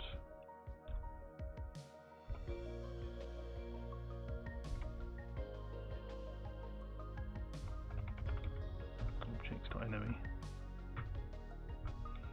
Okay.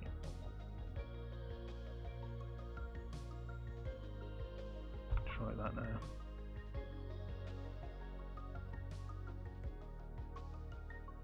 Something wrong there.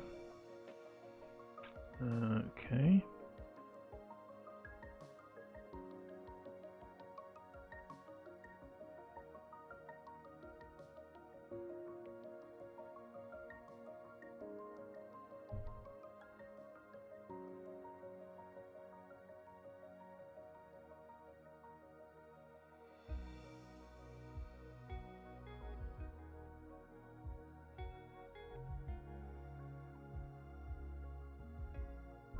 What's it complaining about?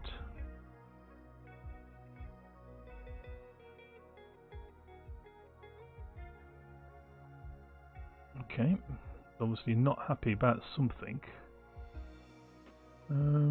What could it be? Enemy B.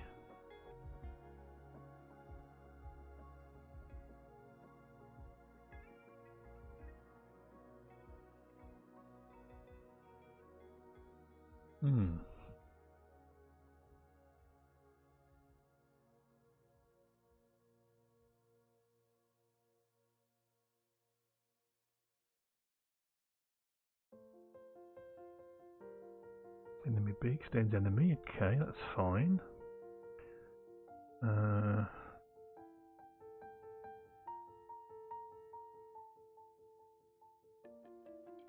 Just extending that.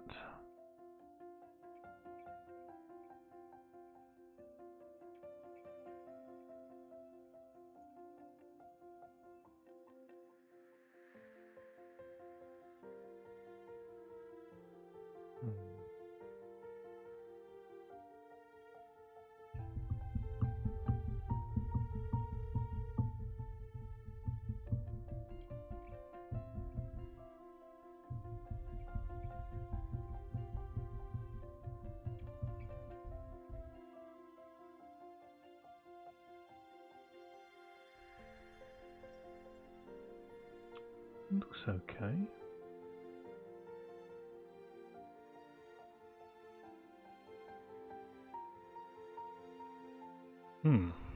Feels noble. Need to walk before the sun sets. What's your current plan for this project? Well, there's still a fair amount of stuff to do, so we've got to do a bit in terms of some menus and things like that, and then we need some sound effects. Maybe even try and, I don't know, there's things we can do maybe for mobile. Perhaps we can, currently it's HTML5, maybe we can try and compile it up for mobile and have a look at what that entails. So there's a fair amount of the tutorial to go through. We're about halfway through, I think, but I'm not sure how all of it's going to be useful to actually stream. So we'll see. Once we've got it actually into a state where it's all working, I want to design some levels. I may do it on stream or off with some nicer graphics and actually with a bit of proper level design on it. And then I think I want to investigate Haxe a bit more and maybe try and do something with there's another library called Heaps, which has 2D and 3D GPU based library.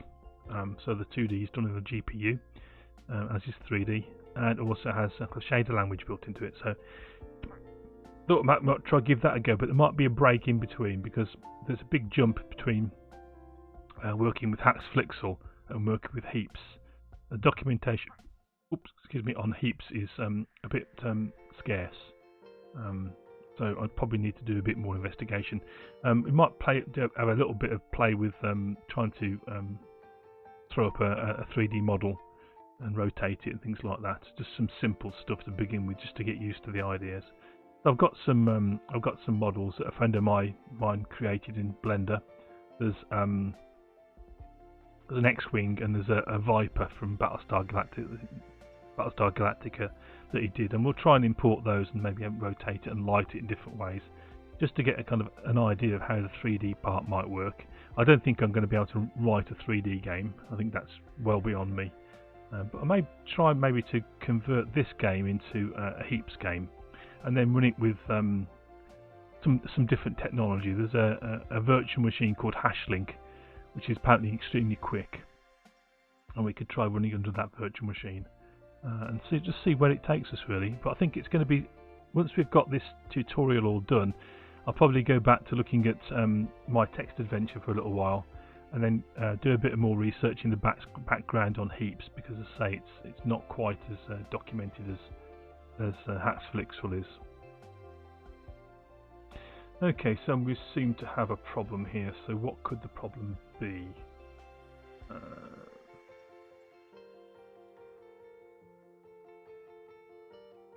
It's funny that it seemed to work okay until I changed that.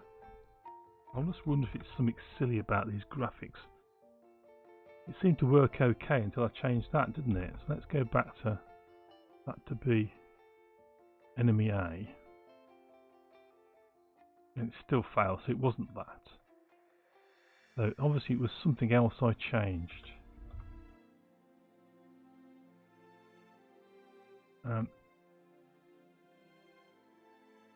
Now interestingly, that extends enemy. It doesn't need to have that import in it. So let's try that.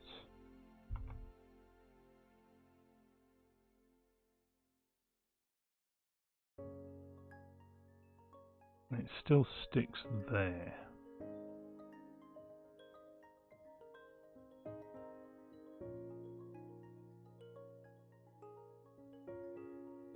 Enemy b.png is found, so that should be okay.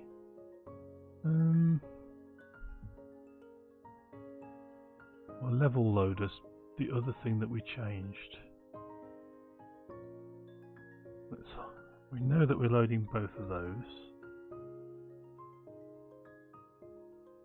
Let's swap these back. We know it's not this causing the crash, but that's how I would prefer to see a switch statement.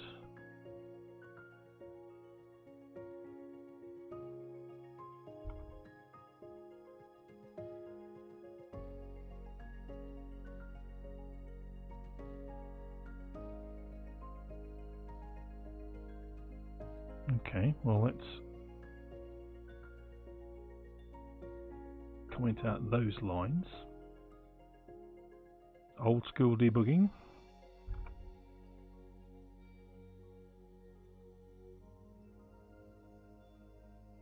So it's not that, it's to do with the class itself.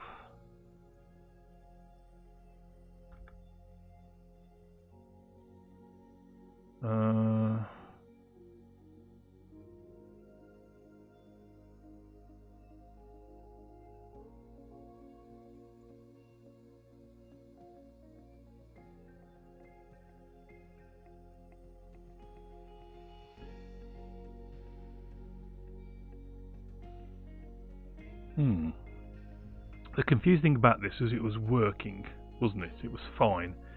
So this is where it gets frustrating for me now. So because it was okay up until I discovered that the graphic was wrong, which is bizarre. Okay.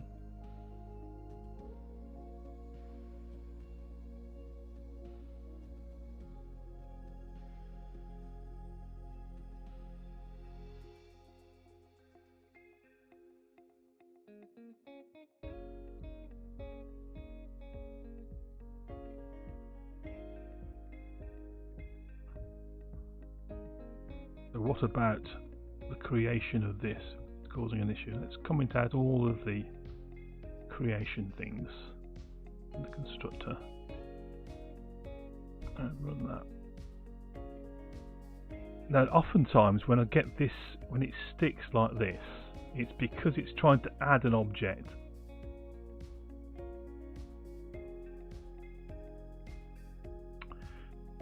So it's definitely nothing to do with that then.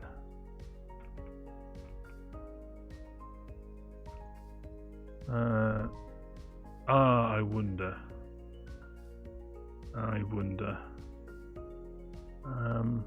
The level loader is adding it to the enemies, isn't it? And that's a group of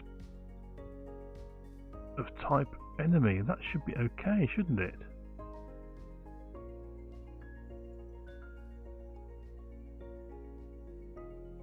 Enemy is a tiled object. If the tiled object is of type enemy B, then to the state enemies group add enemy B. By default add enemy A. So commenting that out doesn't cause a problem.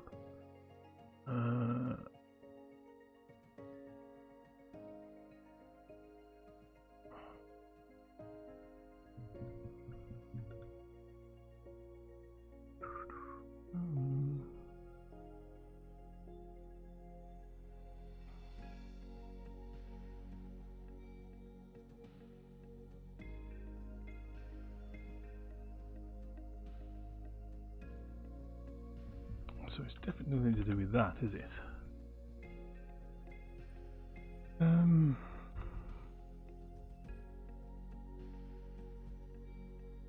This is why I think it's really useful to have this kind of tutorial to work through, because this is the kind of thing that other devs, other people trying to work through this are going to come across. And it's not exactly obvious what's going on here. So what could it be? Okay, so level loader we've changed. So if we could just load enemy here.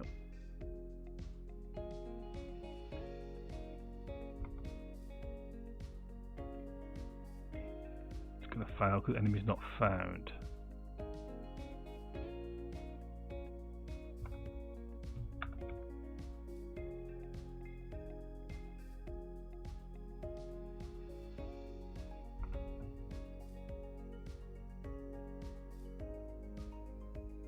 Still sticking, so it's nothing to do with that. I'm pretty sure now that means that this class is fine.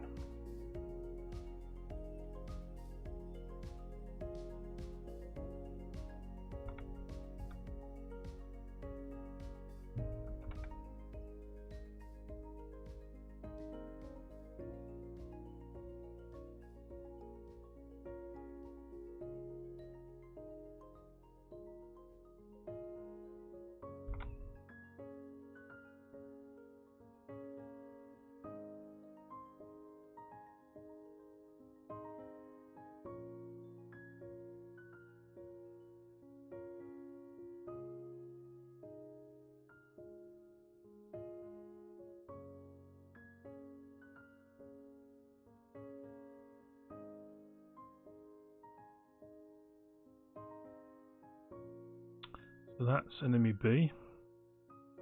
That's the type we've entered there. It's on the enemy's layer.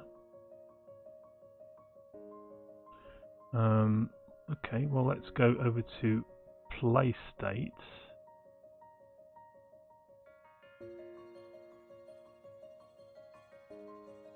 And not add that.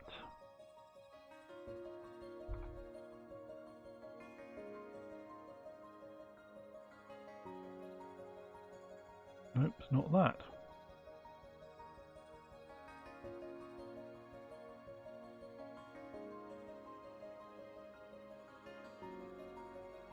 Entities is a typed group of type enemy. That should be fine. We've seen it work. Entities as a flex group, items and enemies.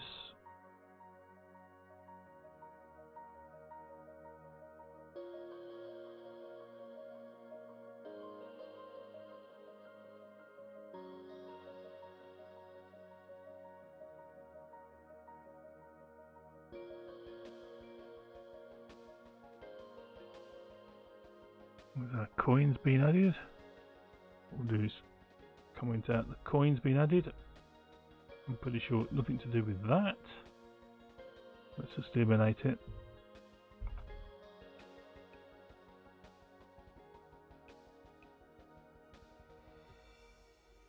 Oh, okay.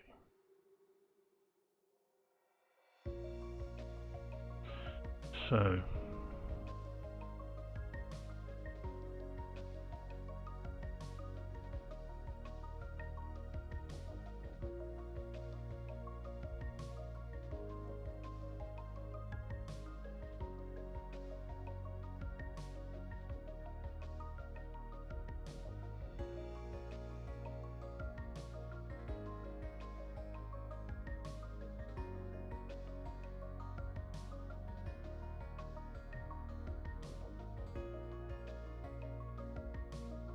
bring this back in.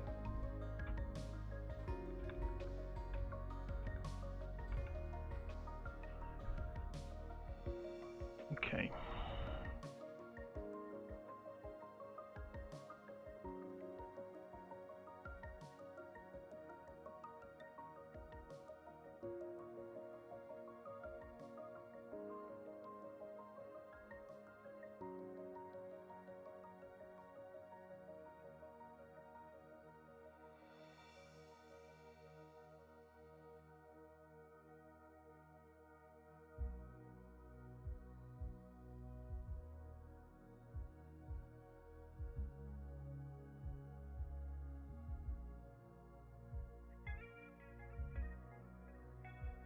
That should be -1 problem there, but that's not the problem we're facing. So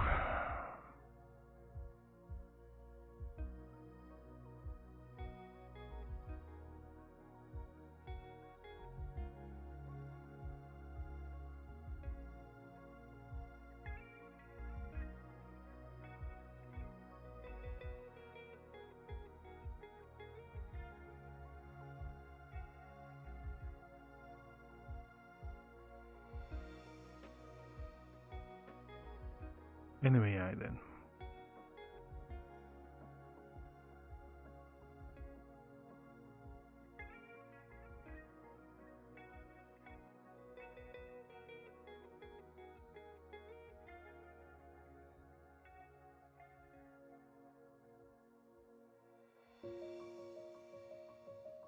It all looks okay.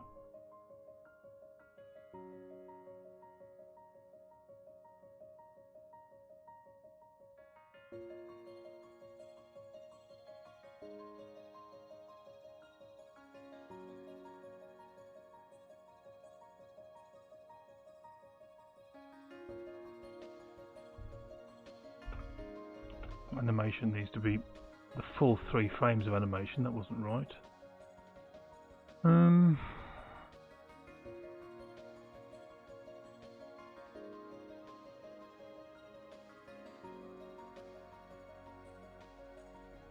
I wonder if we're not.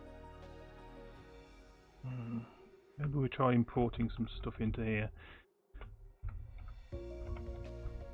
We wanted flux object.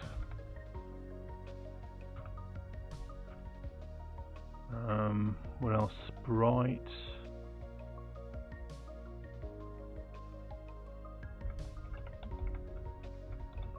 Sprite. Some G.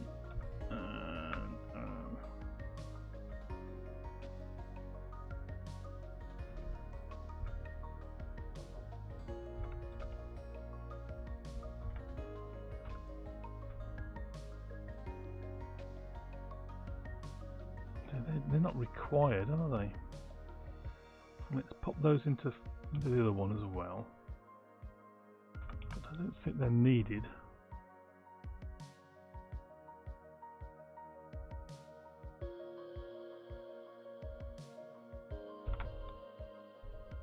It should inherit those from the extending the base class. No, it's still not happy.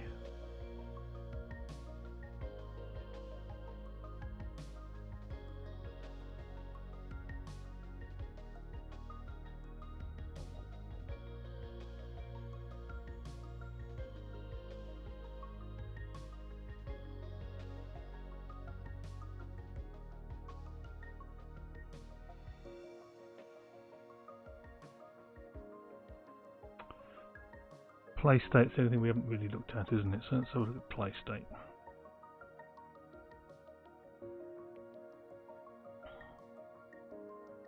So we create the player.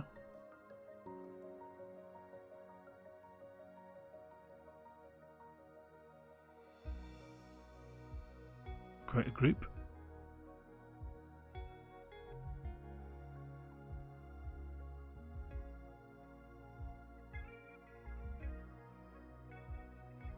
Load the level.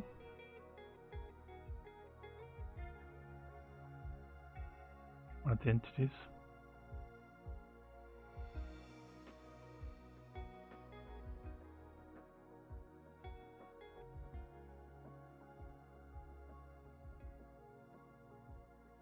So the entities collide with the map, the enemies collide with the enemies. That seems reasonable. Player collides with the map and the entities collide with the player.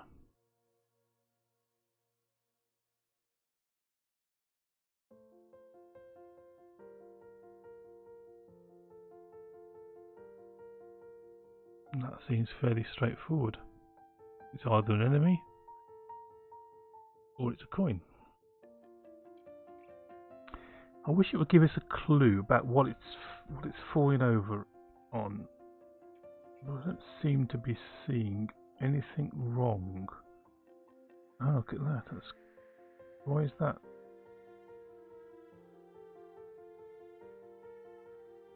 Flux group, type group. Why is that grayed out?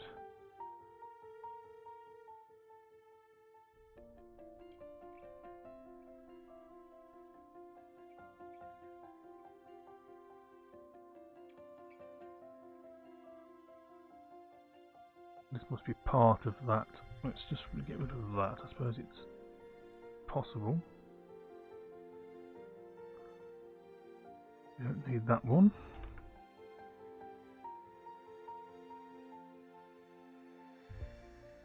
It can't be that though, can it? Unused imports can't cause it to crash. No.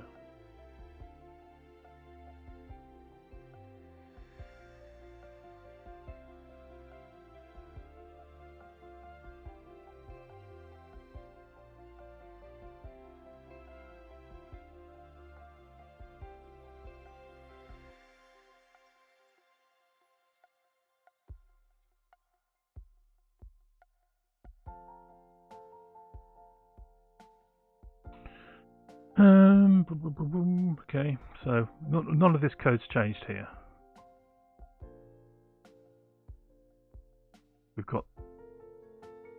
We load the level, we load the main and the background. Then we look at the coins.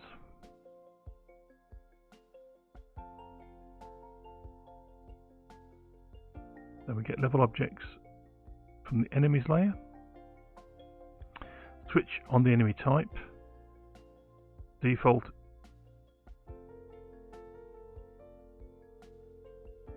Let's put that round the way around again. I'm pretty sure that's not it, but let's try it.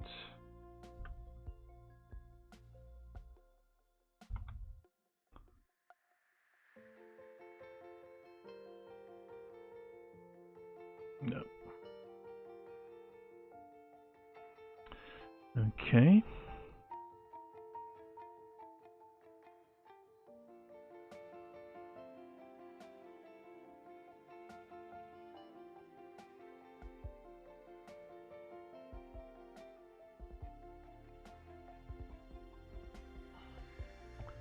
what I'm confused about here is it actually worked. It's only the graphic that was wrong, and after we changed the graphic it stopped working.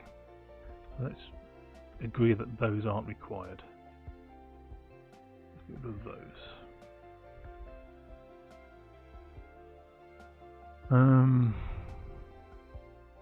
So it's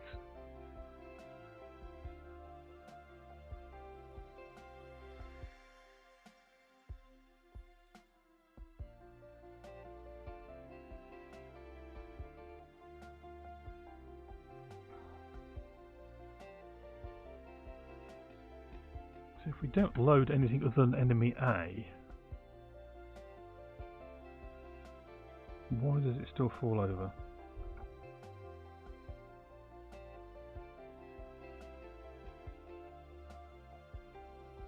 Gets to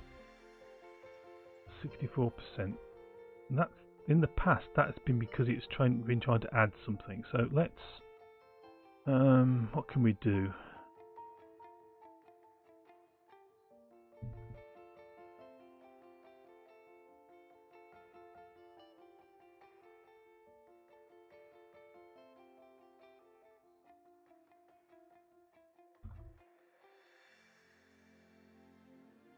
Let's make that an empty class.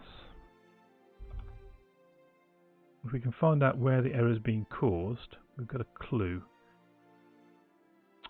So it's not being caused by anything there, I don't think.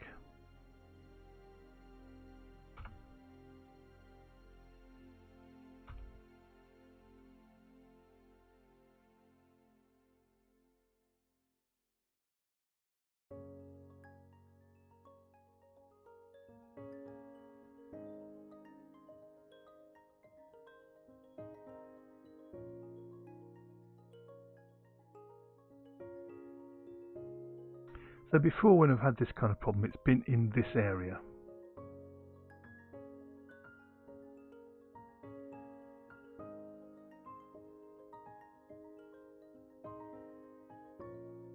It's been around loading and not loading the right things in the right order. But here we seem to be okay because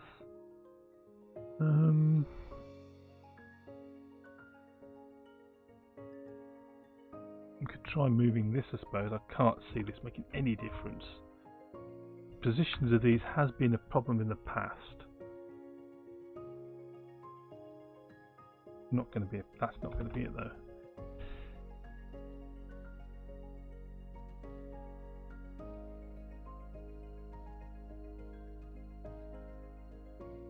So it's still stuck in the same place.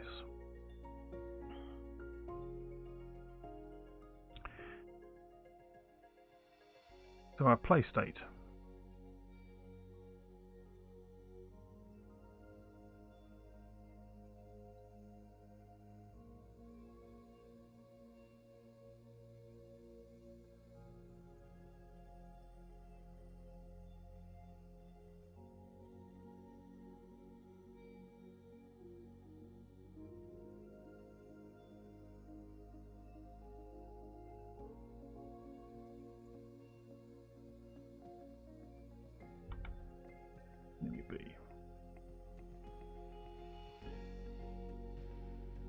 Let's not load any enemies at all.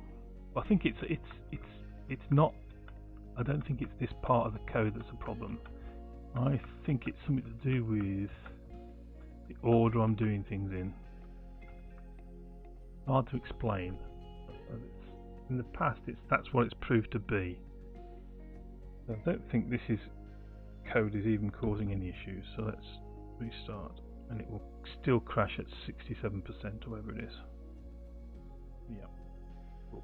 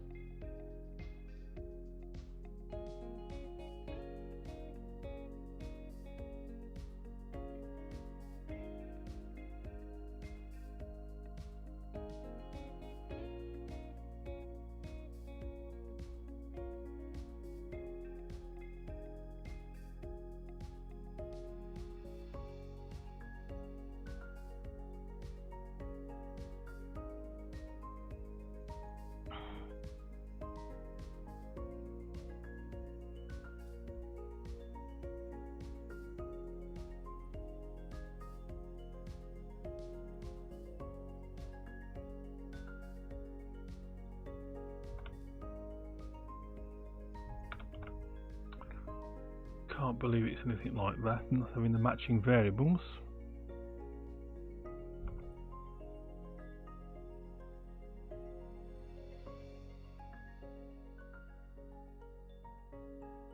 And it isn't. So it's a matter of now going through everything and trying to figure out what's going on. So let's lose those things,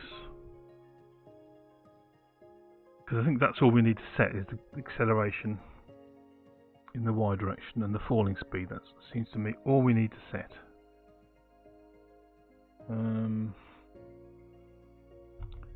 Try again. What I'm going to do actually is I'm going to close Visual Studio and start it up again, just in case it's anything weird.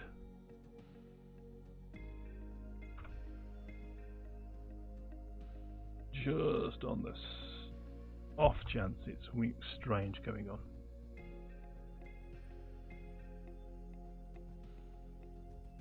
And it was. Now, someone would like to explain that one to me.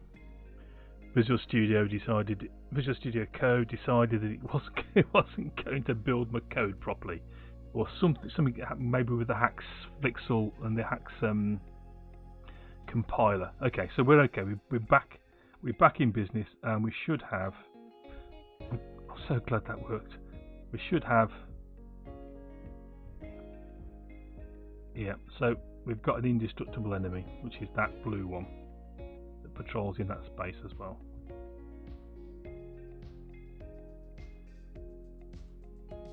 But we should be able to kill this one. Oops. Yeah, we have to jump over that one. Okay, well, that's two enemies. That's you're looking at one relief streamer here, but I'm a bit frustrated that it must be the extension which wasn't compiling that code correctly. Very, very strange.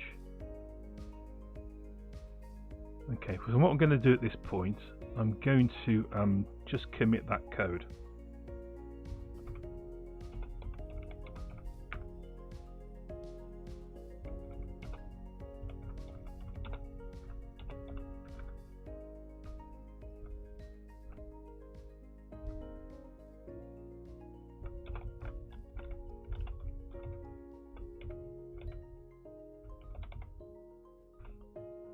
So we've got at least we've got that committed and working. So enemy A and enemy B are sorted. Okay. So you can see that what we'll be able to do at this point is add more and more different enemies, and we'll probably do that. Try and find a different type of enemy, maybe a jumping enemy or something like that, or a flying enemy, or one that can live on top of a platform without falling off. Because at the moment they kind of need to be bounded by walls, but we can create any kind of enemy really. Okay, so I think probably would be nice to have some kind of introductory screen now. So the game just starts. Maybe if we had an intro, some kind of intro.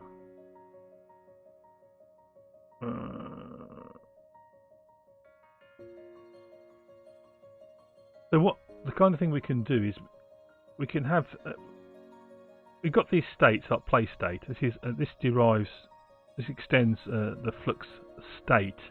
We can also have a substate.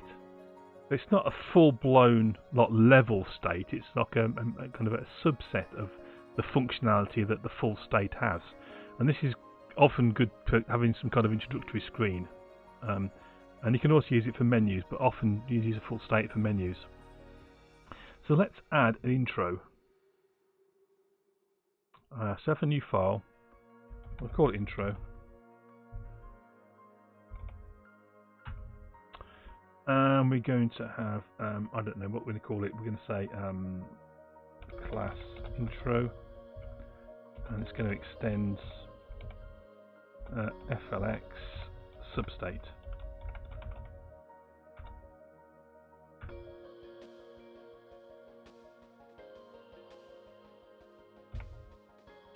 Okay, and we need to bring that in, import that.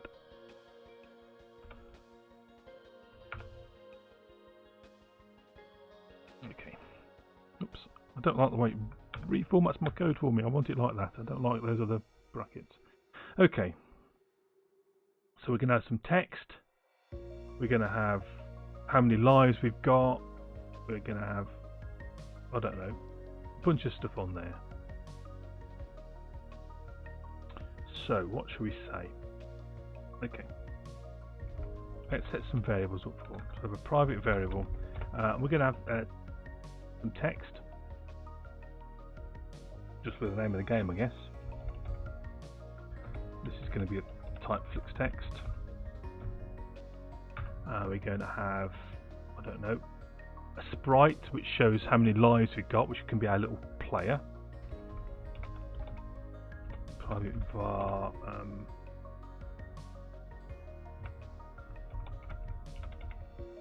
that'll be a flux sprite. And we can have some the text of how many lives we got. So 3 lives to start with.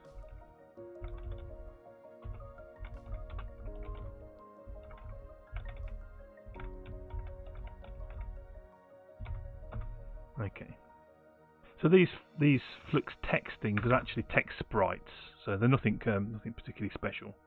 They're just sprites which are optimized for displaying text. Okay, so we're going to have what could happen. We could display the intro when the game's over. We've run out of lives, so there's a game over, and yeah, so game over. Let's have a bool for that. Private bool, private var game over. There's going to be a bool. Okay. Let's create our substate.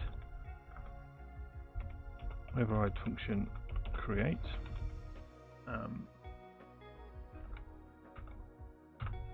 Okay, so what do we want to do in here? First thing we're going to do is call the base class create. Okay.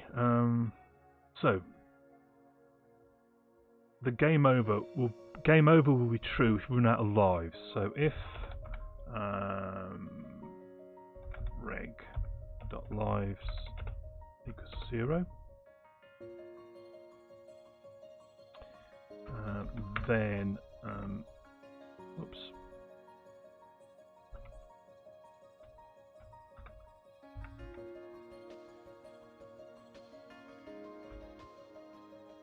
Then game over equals true. So that's kind of the basic fact. And when we run out of lives, the game's going to be over. We're going to display something. Okay, so then we want to say that our text, what's that going to be? That's going to be a new flux text object. So it's going to start at the top of the screen, and it's going to go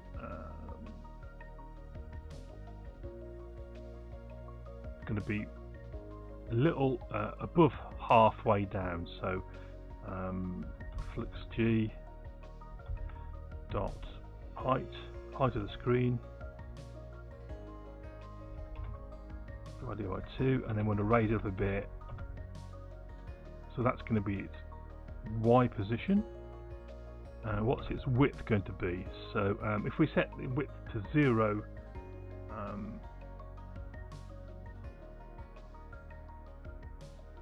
then it will be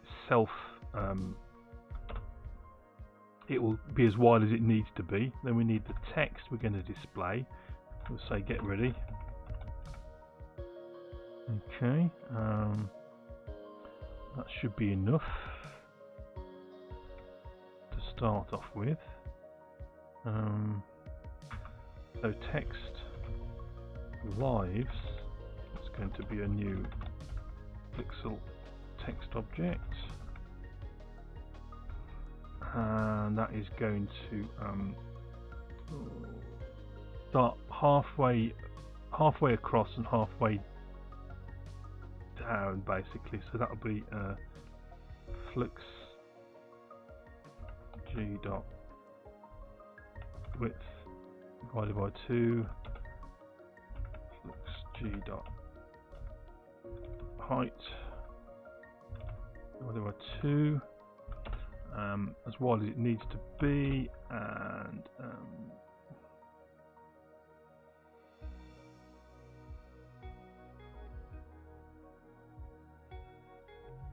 so let's shift it a bit.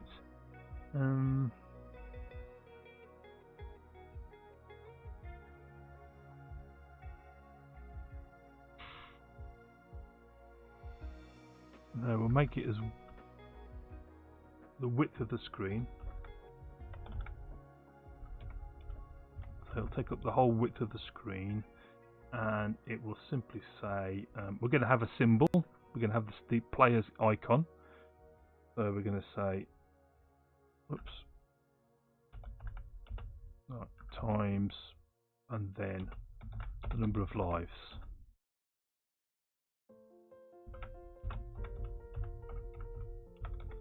Like that. Okay, and then we're going to want to have the icon for the text, the icon live. So icon lives. That's going to be a new flux sprite. Okay. Now it's X and Y positions. So we want it to be in the same position as this. Like that.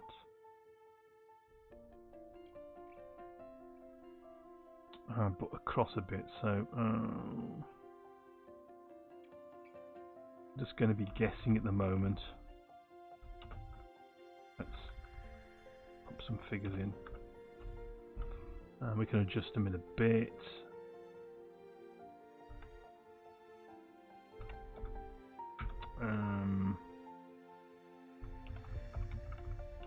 Lives dot load graphic, so we're going to get the graphic of the player. So use asset paths again, so I'm not speaking down, I need to speak into the microphone a bit more. Asset paths dot, and we want display, I think that's what it is, and in there we want animate true, and we want 8 by 8. Okay.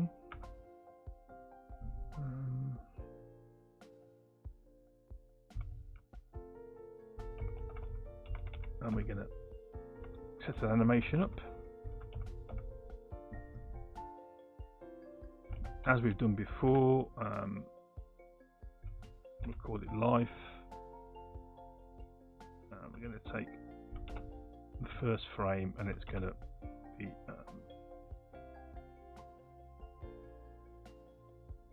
looped. Is it going to be looped? Frame rate. Don't know. I don't know what frame rate it should be. Let's say 8 for the moment, and then we'll play that.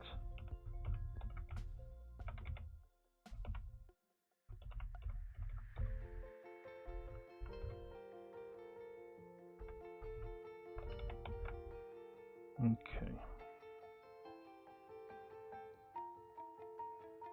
So this is where you can go wrong here with that loading error that we were getting. You know, if you don't add all the items in the correct manner, they won't appear. So now we need to add text to the state, to the substate. We need to add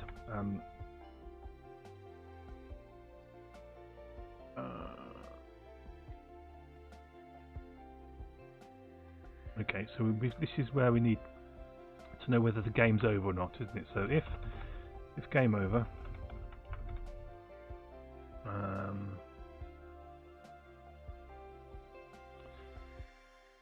then the text needs to be changed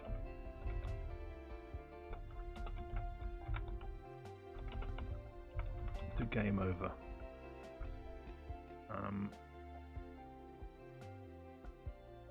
and we can text dot set position.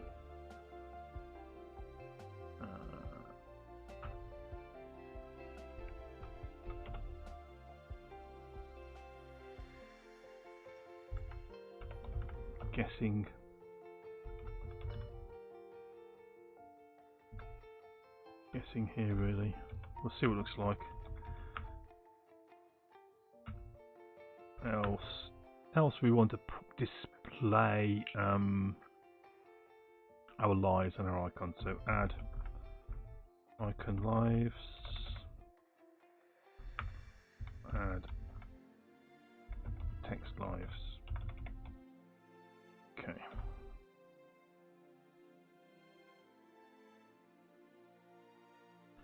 And then we want to set the scroll factor. How did we do that before? That was in our display, wasn't it? Where's this? Let's just save that a second. We're going to get some red quickly because we need to add some stuff. So let's bring those in. Oops.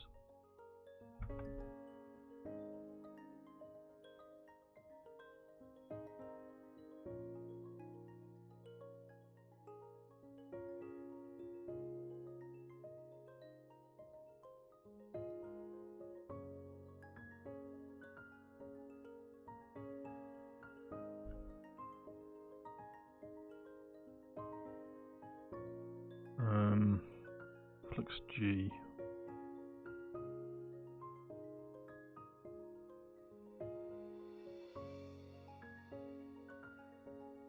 That should be.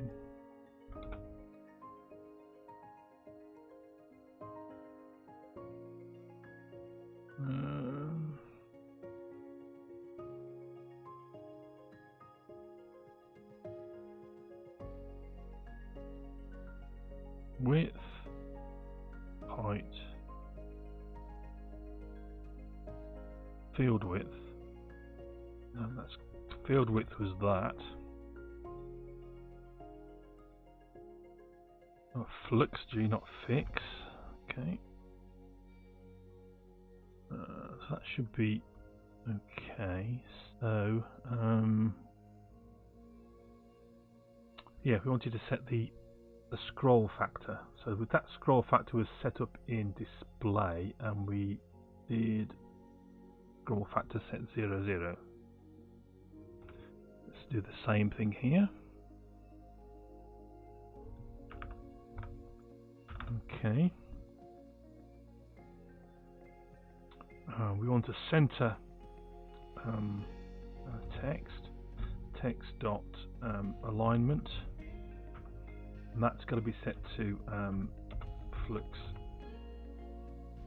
text align dot centered. Okay.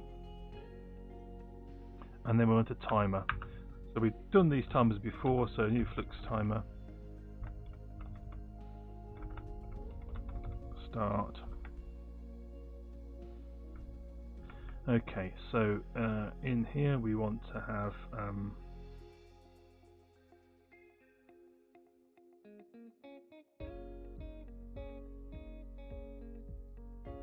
what do we want?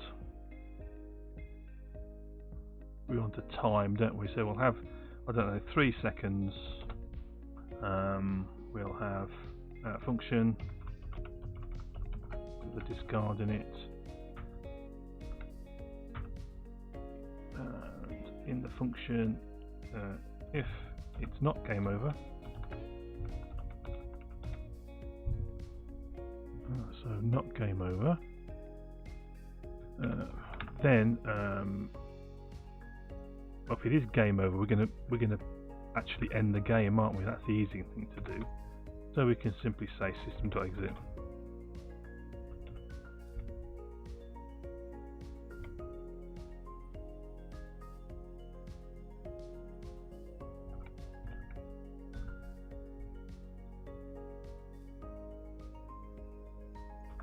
Else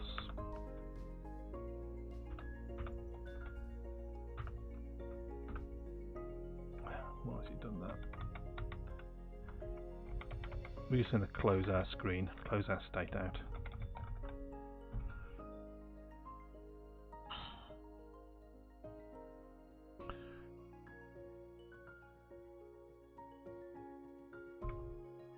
bring in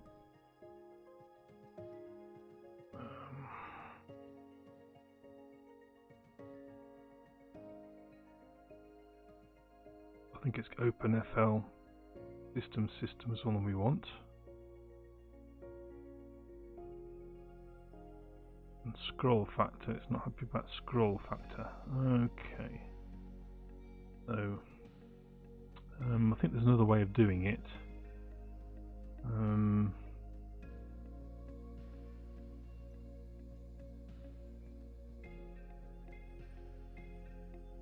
Let's try a different way. Let's comment that out a second. We can actually step through all the different objects on the screen. So for each of type, and then move on and say something like it's going to be, I don't know,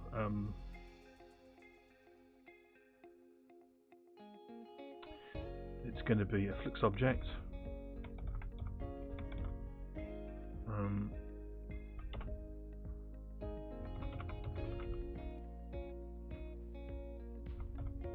Define a function.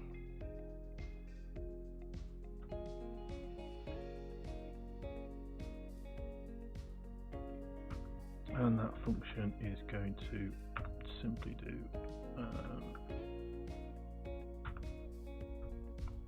object scroll factor.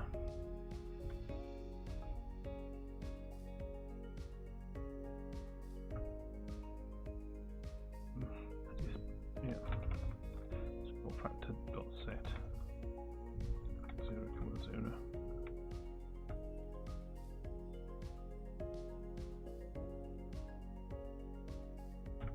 Bring that in.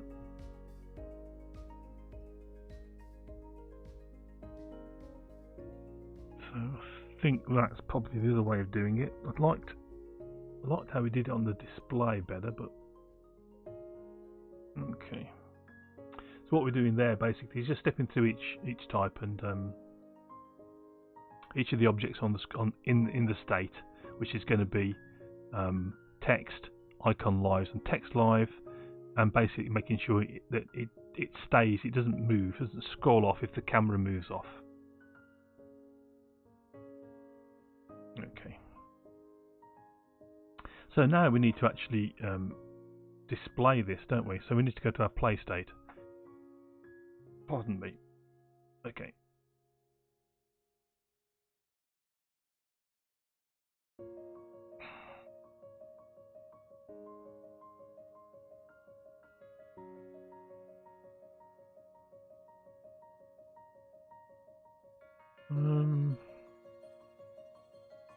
So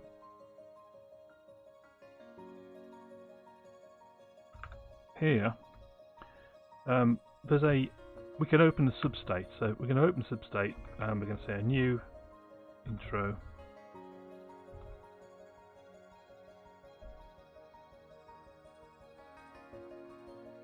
Didn't say that. New intro, I said.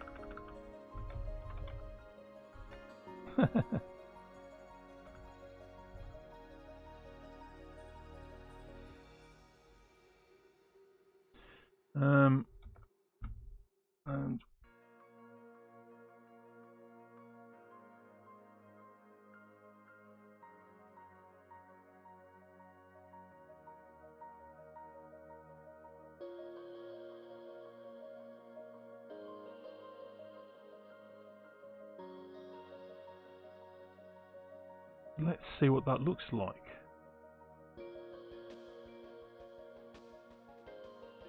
Would it build? Yes, we're using Haxe Flixel. Schmelly. Smelly Orc. I love that. Yeah, Haxe Flixel. It's my first time. This is like episode 3 of this, and donation called Lives. Okay, that's fair enough.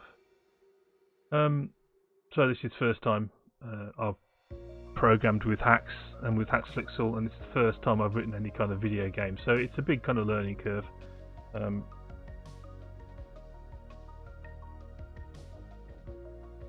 Let's see what I did wrong there. So in our Upstate. Intro.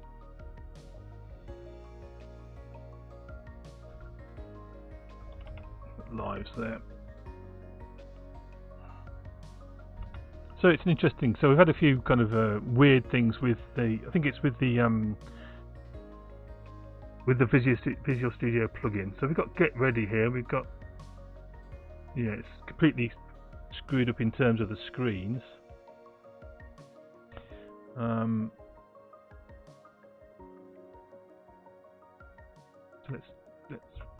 let's die.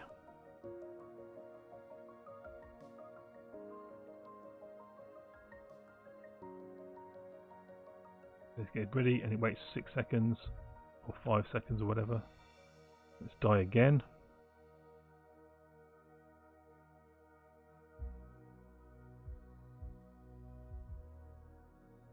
Got 1 life left. Let's die again. And it should say game over. Just say game over. It's all a bit rubbish at the moment, but there we are. It's actually saying the text. That's good. And then what happens? It doesn't exit, does it, at that point? Interesting. Okay, so we're getting there. So let's have a look at some of this. I think we need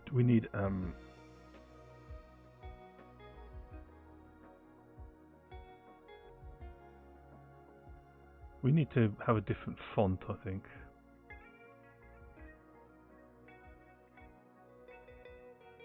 Okay, so let's do some. Let's set the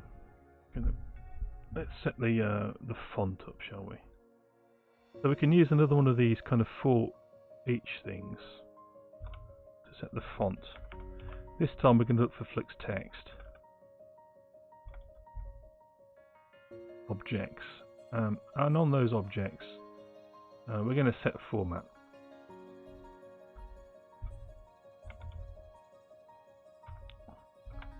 Okay, so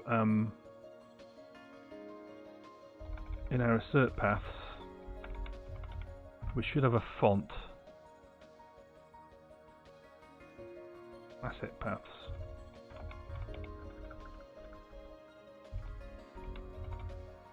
So we want our pixel font, which is there. Okay, and we want that to be. We'll start off with 8.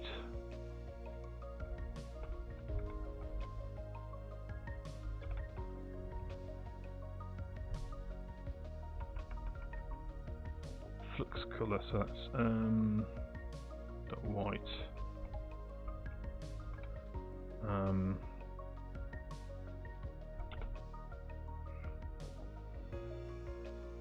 So Flux text border style. That sounds good.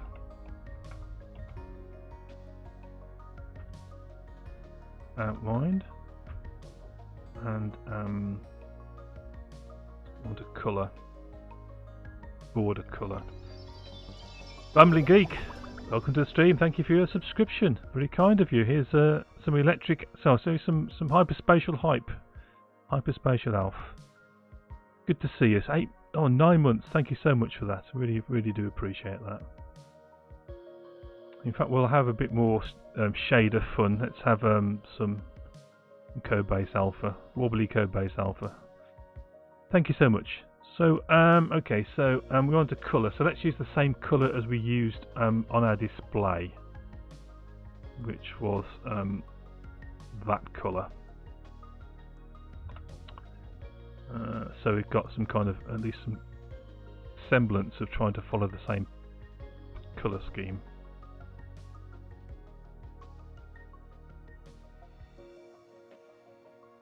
I'll bring that in.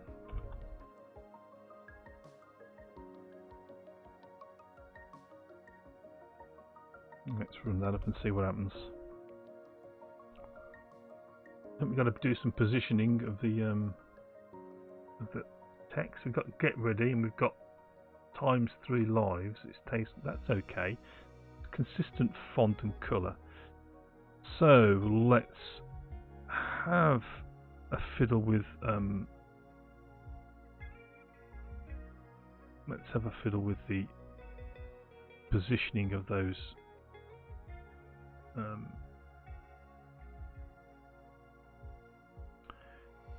position of that text. Okay, let's have a look at it.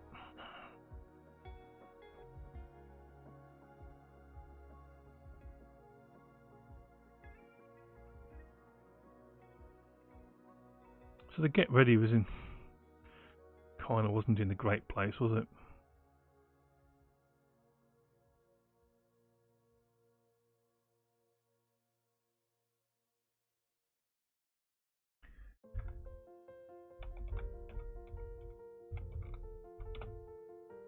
Let's give it a width of the screaming pixels.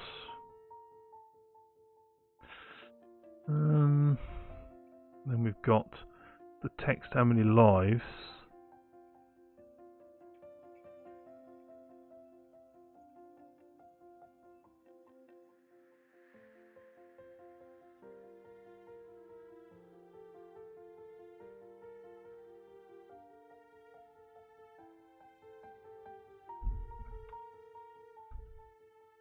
So half the width, 20 off, 4 off, that's okay.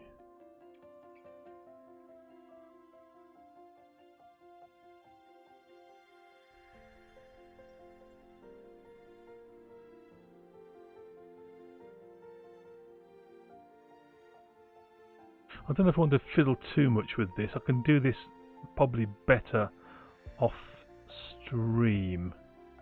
Let's just have another look at it.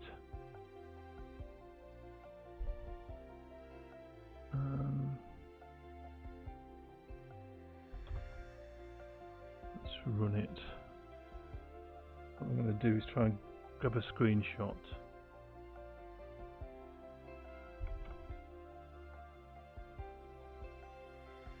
That's a lot better, just fiddling with that. Let's just grab a screenshot of that.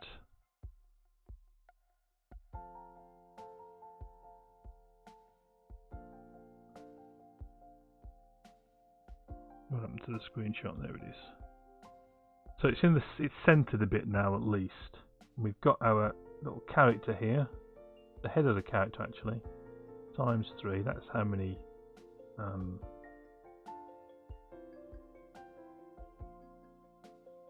lines we've got. Let's run it again and see the game over.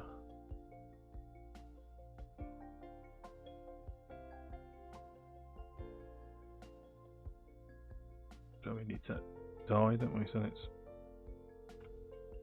collect a few things first. Bang. Okay, we should respawn.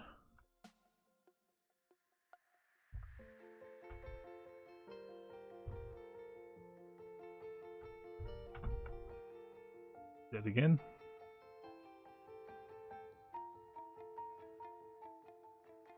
One life left.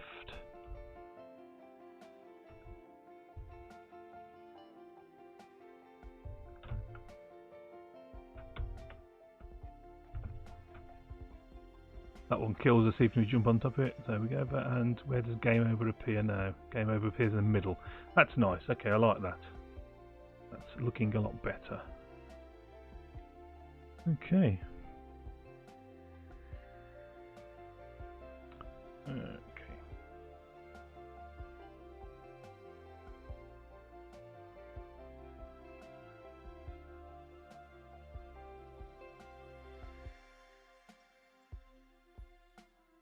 So it's a bit difficult to read, that's all I can say. So I think what we can do, when we create a substate, we can pass a colour into it. So where do we create our substate? So the substate is created in our play state. If we, in here, we can pass a colour, a Flix colour into there. So if we passed a black colour into there,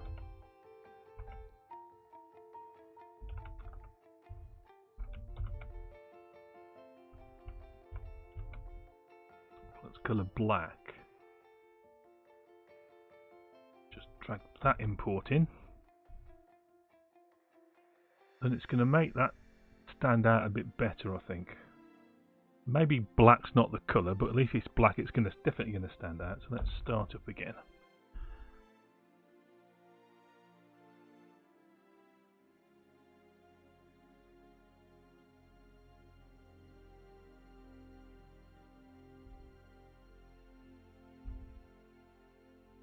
Let's die.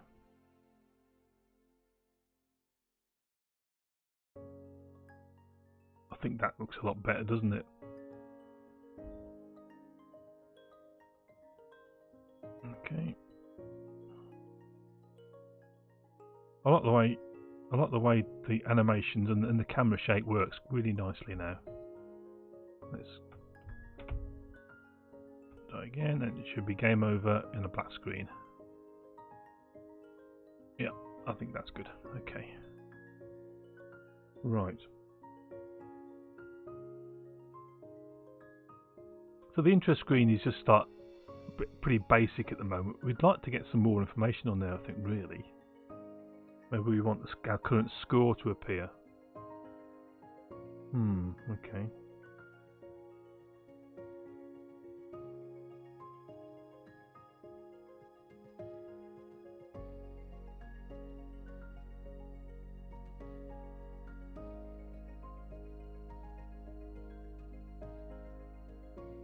Okay, so we've already got all the information we'd like to display on our display here. We've got our score, how much time left, how many coins we've got, what level we're on, etc, etc.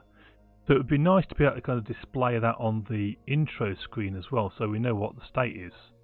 And then we've got our game over and things in the middle, and our get ready. It would be nice to display the rest of these information.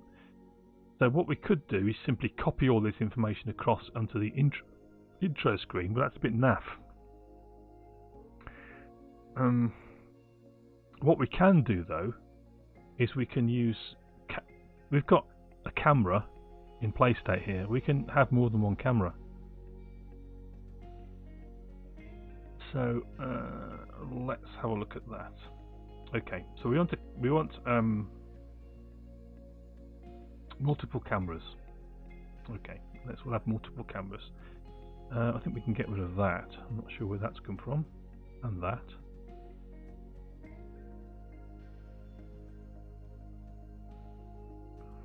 Okay, so we want two cameras. We want a camera which will display our display bright group, and a camera which will display the game. So let's define a couple of cameras. So let's have private var what game camera, and that's going to be of type flux camera. And let's create a private var display camera, which is also a flix camera. Okay.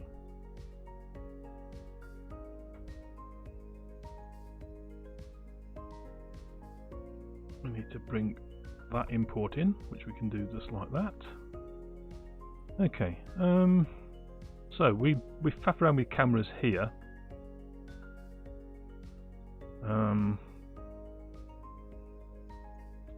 Okay. So let's create our cameras.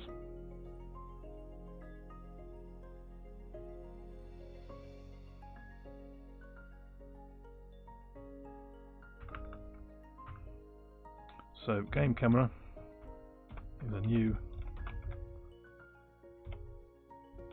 fixed camera.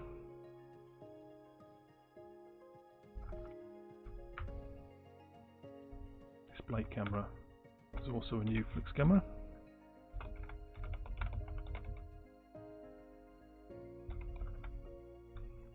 Okay.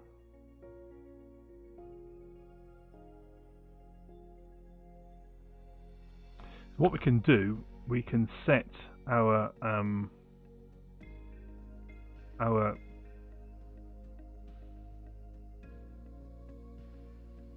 we can set our cameras up here. So we can say FlixG dot cameras this time dot reset, and we're going to make the primary camera, and this is the new main camera, to be the game camera. Okay, but then we're going to add another camera. FlixG dot cameras add, and this is going to be another camera, additional camera, and it says it's handy for picture-in-picture or split screen, so we've got multiplayer. So that's going to be our display camera. Okay. What we want then is our display camera to actually have a transparent background. So what we can say now is display camera dot background color, BG color, and that's going to be flux color dot transparent. So that's a see-through camera. And then we can make sure our default camera is our game camera.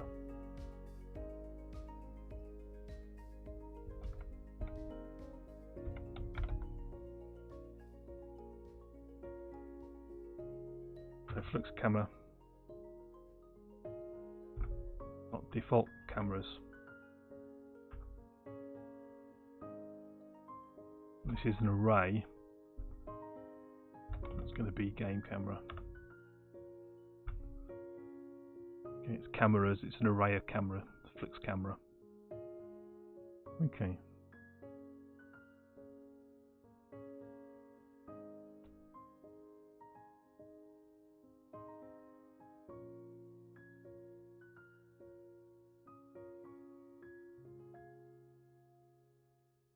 So the only problem we've got now is that display is going to be displayed on the game camera currently. So we need to tell it not to be.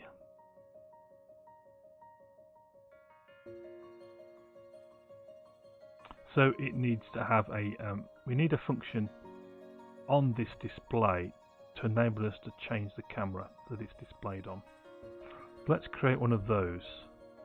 We'll have a public function, set camera, and that's going to take camera, and that's going to take a camera, a flux camera into it.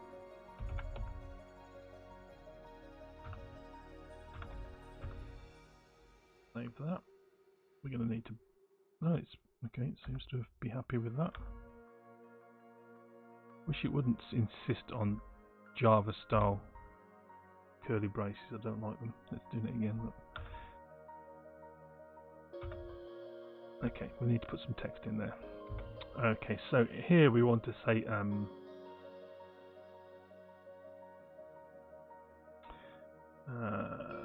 we want a for each. We're going to go through all the objects on our display. So we want to say for each function takes an object.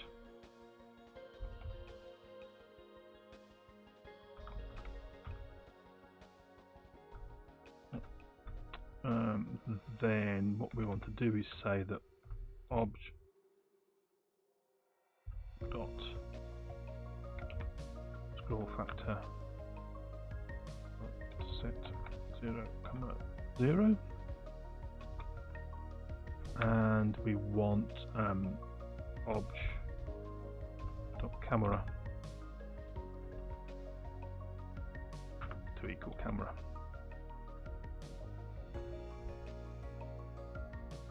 Cameras. Camera.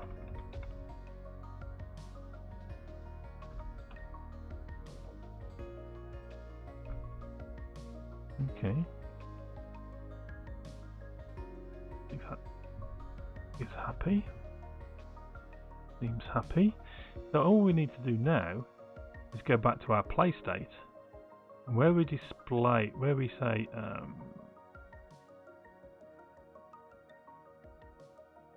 display as new display, we just need to set the camera. So we can now say display dot set camera, and that's going to be display camera.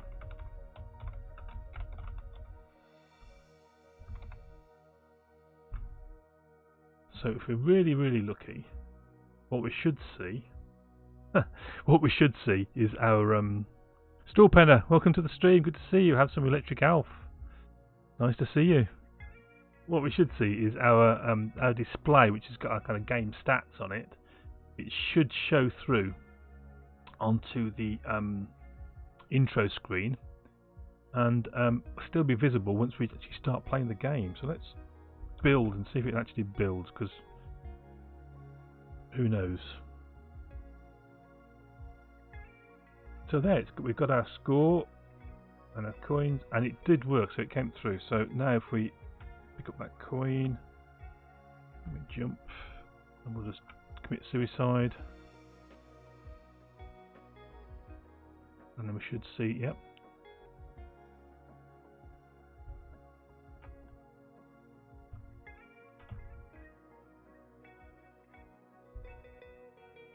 Kill this enemy, but die anyway.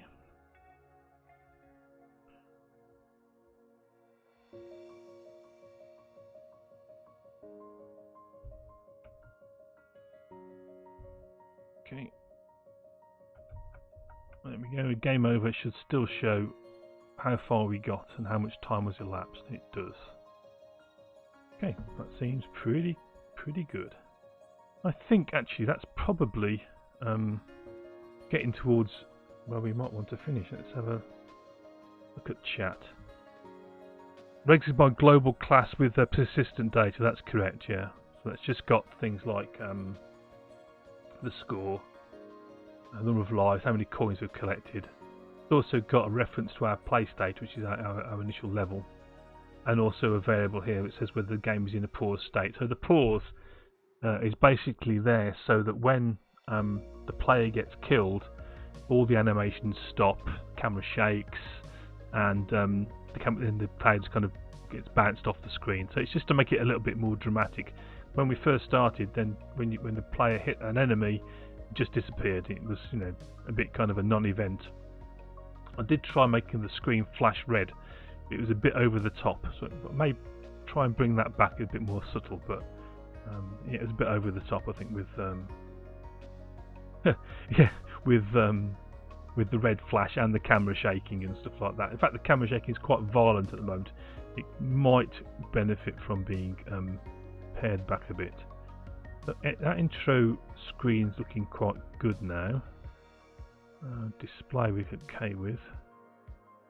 So the other thing, the problem that we had, I don't know, Smolyork, if you're actually particularly familiar with developing in Haxe Flixel. It was we brought in we subclassed our enemies, enemy A and enemy B. So two different types of enemy, and the enemies are basically the type of enemy is fixed by just the type in tiled here. So on our layer, our object layer, we've got this graphic here, which is enemy B, and this one's enemy A. So two different types of enemy. One that just walks away and you can bounce on top of to kill, and one which walks around but you can't bounce up on it. If you land on top of it, it also kills you. It's got little spikes sticking up.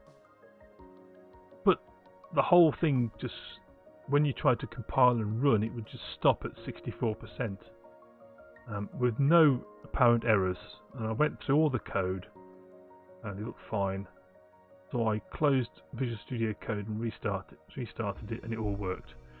So I don't know if you're actually a developer who's worked with this system before, if you've come across that in the past, because it's I don't know whether it's the add-in to Visual Studio Code that's getting hung and not recompiling the code correctly, but there was about 15 minutes there where we were kind of just going around in circles and there was nothing wrong with the code. So be interesting to know if you've had that experience yourself, if you do work in this environment. So I've been going now for just over 3 hours, 3 hours 10 minutes. I think we'll call it a night. Had a good evening to get this far, and we've probably got another couple of streams worth of content to go through to really kind of polish up this. So let's commit all this back to Git.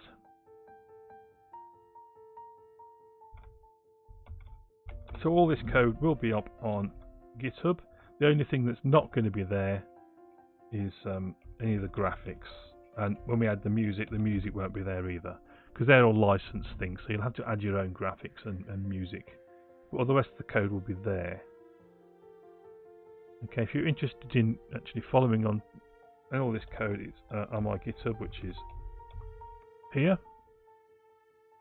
You can follow me on Twitter if you would like to, for advance notice of anything, any kind of streams that are coming up.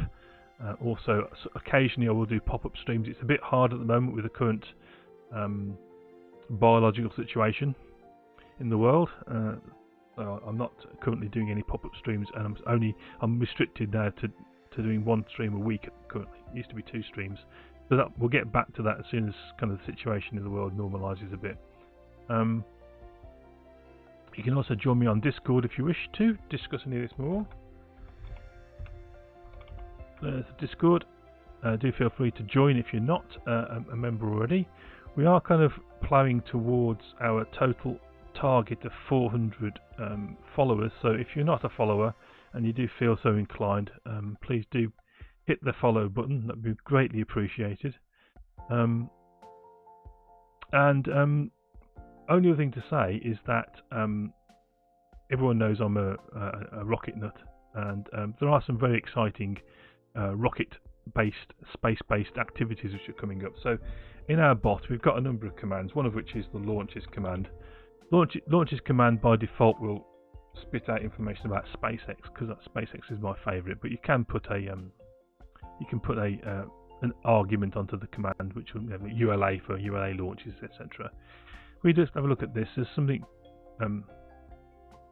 Did I spell that wrong?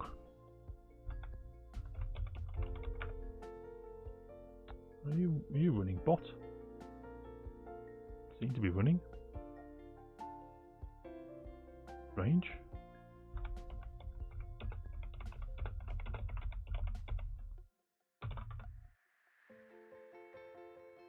Okay, looks like the bot is dead. Let's restart the bot, shall we?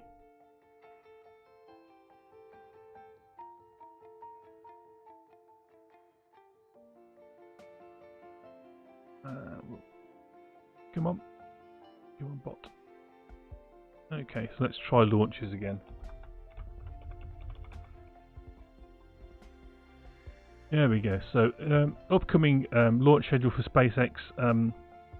Starlink 7th, 18th or 17th or 18th of May, 27th of May, first launch of American crew on an American rocket from American soil. That's the most exciting thing coming, I guess. And then ongoing tests with SN4 Starship down in Boca Chica. So I'll do kind of occasionally rattle on about this subject, but I won't do tonight. But just to point out to you that if you are slightly interested in rockets and space and landing on Mars and that kind of stuff, there is a lot going on at the moment, and you can find a lot of it up on YouTube. Talking about YouTube, here's my YouTube channel. Up on YouTube you'll find over 210 hours, I think it is, of content.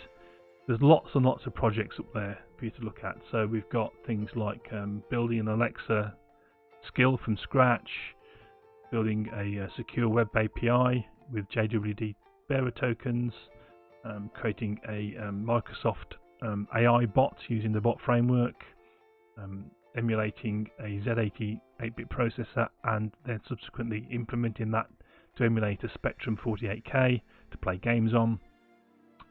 We've got the bot itself is a project upon there. Building your own portfolio website in Gatsby. All that kind of stuff is on there. So there's well over 200 hours of content on my YouTube channel. So do check it out. And if you do feel so inclined, it's perfectly free to subscribe, and it would be greatly appreciated if you did subscribe if you like the content. So this channel will continue next week with more work on the platform game in Haxe and Haxe Flixel. I'm really enjoying it. It's a little bit frustrating every now and again. I think the tooling is a little bit frustrating occasionally, but the actual language is really good. And the results are remarkable. How quickly you can get results. Now I'm looking at this at the moment, thinking, well, this is great for writing games, but it's also going to be a great system for visualizing algorithms. So one of the things I may do with it is look at choose a couple of algorithms. I don't know, like maybe random mazes, solving mazes, things like that. And see if we can write something in a few lines of code which will do that, because I think this is right up its street. It doesn't have to be games, anything kind of graphical. We can really kind of exploit this engine for, I think. So I'm quite excited about that. So let's find a suitable person to raid, shall we?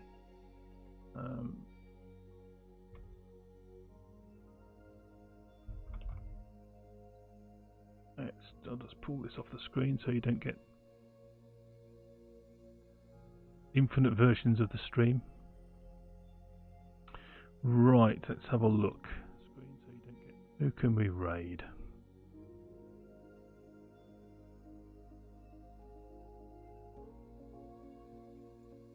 So often Sourcecoot's around. Sourcecoot is around. So let's raid Sourcecoot. He's a good channel to raid. I think he's also working on games, but he's a much more advanced games programmer. I'm very much a tyro at this, learning my way. So it will be something for you to check out with the stuff that he's doing. With I think he was doing WebGL stuff or something along those lines in 2D. So I'll see you again next week, and do enjoy the raid over Sourcecoot. So take care, everyone, and good night.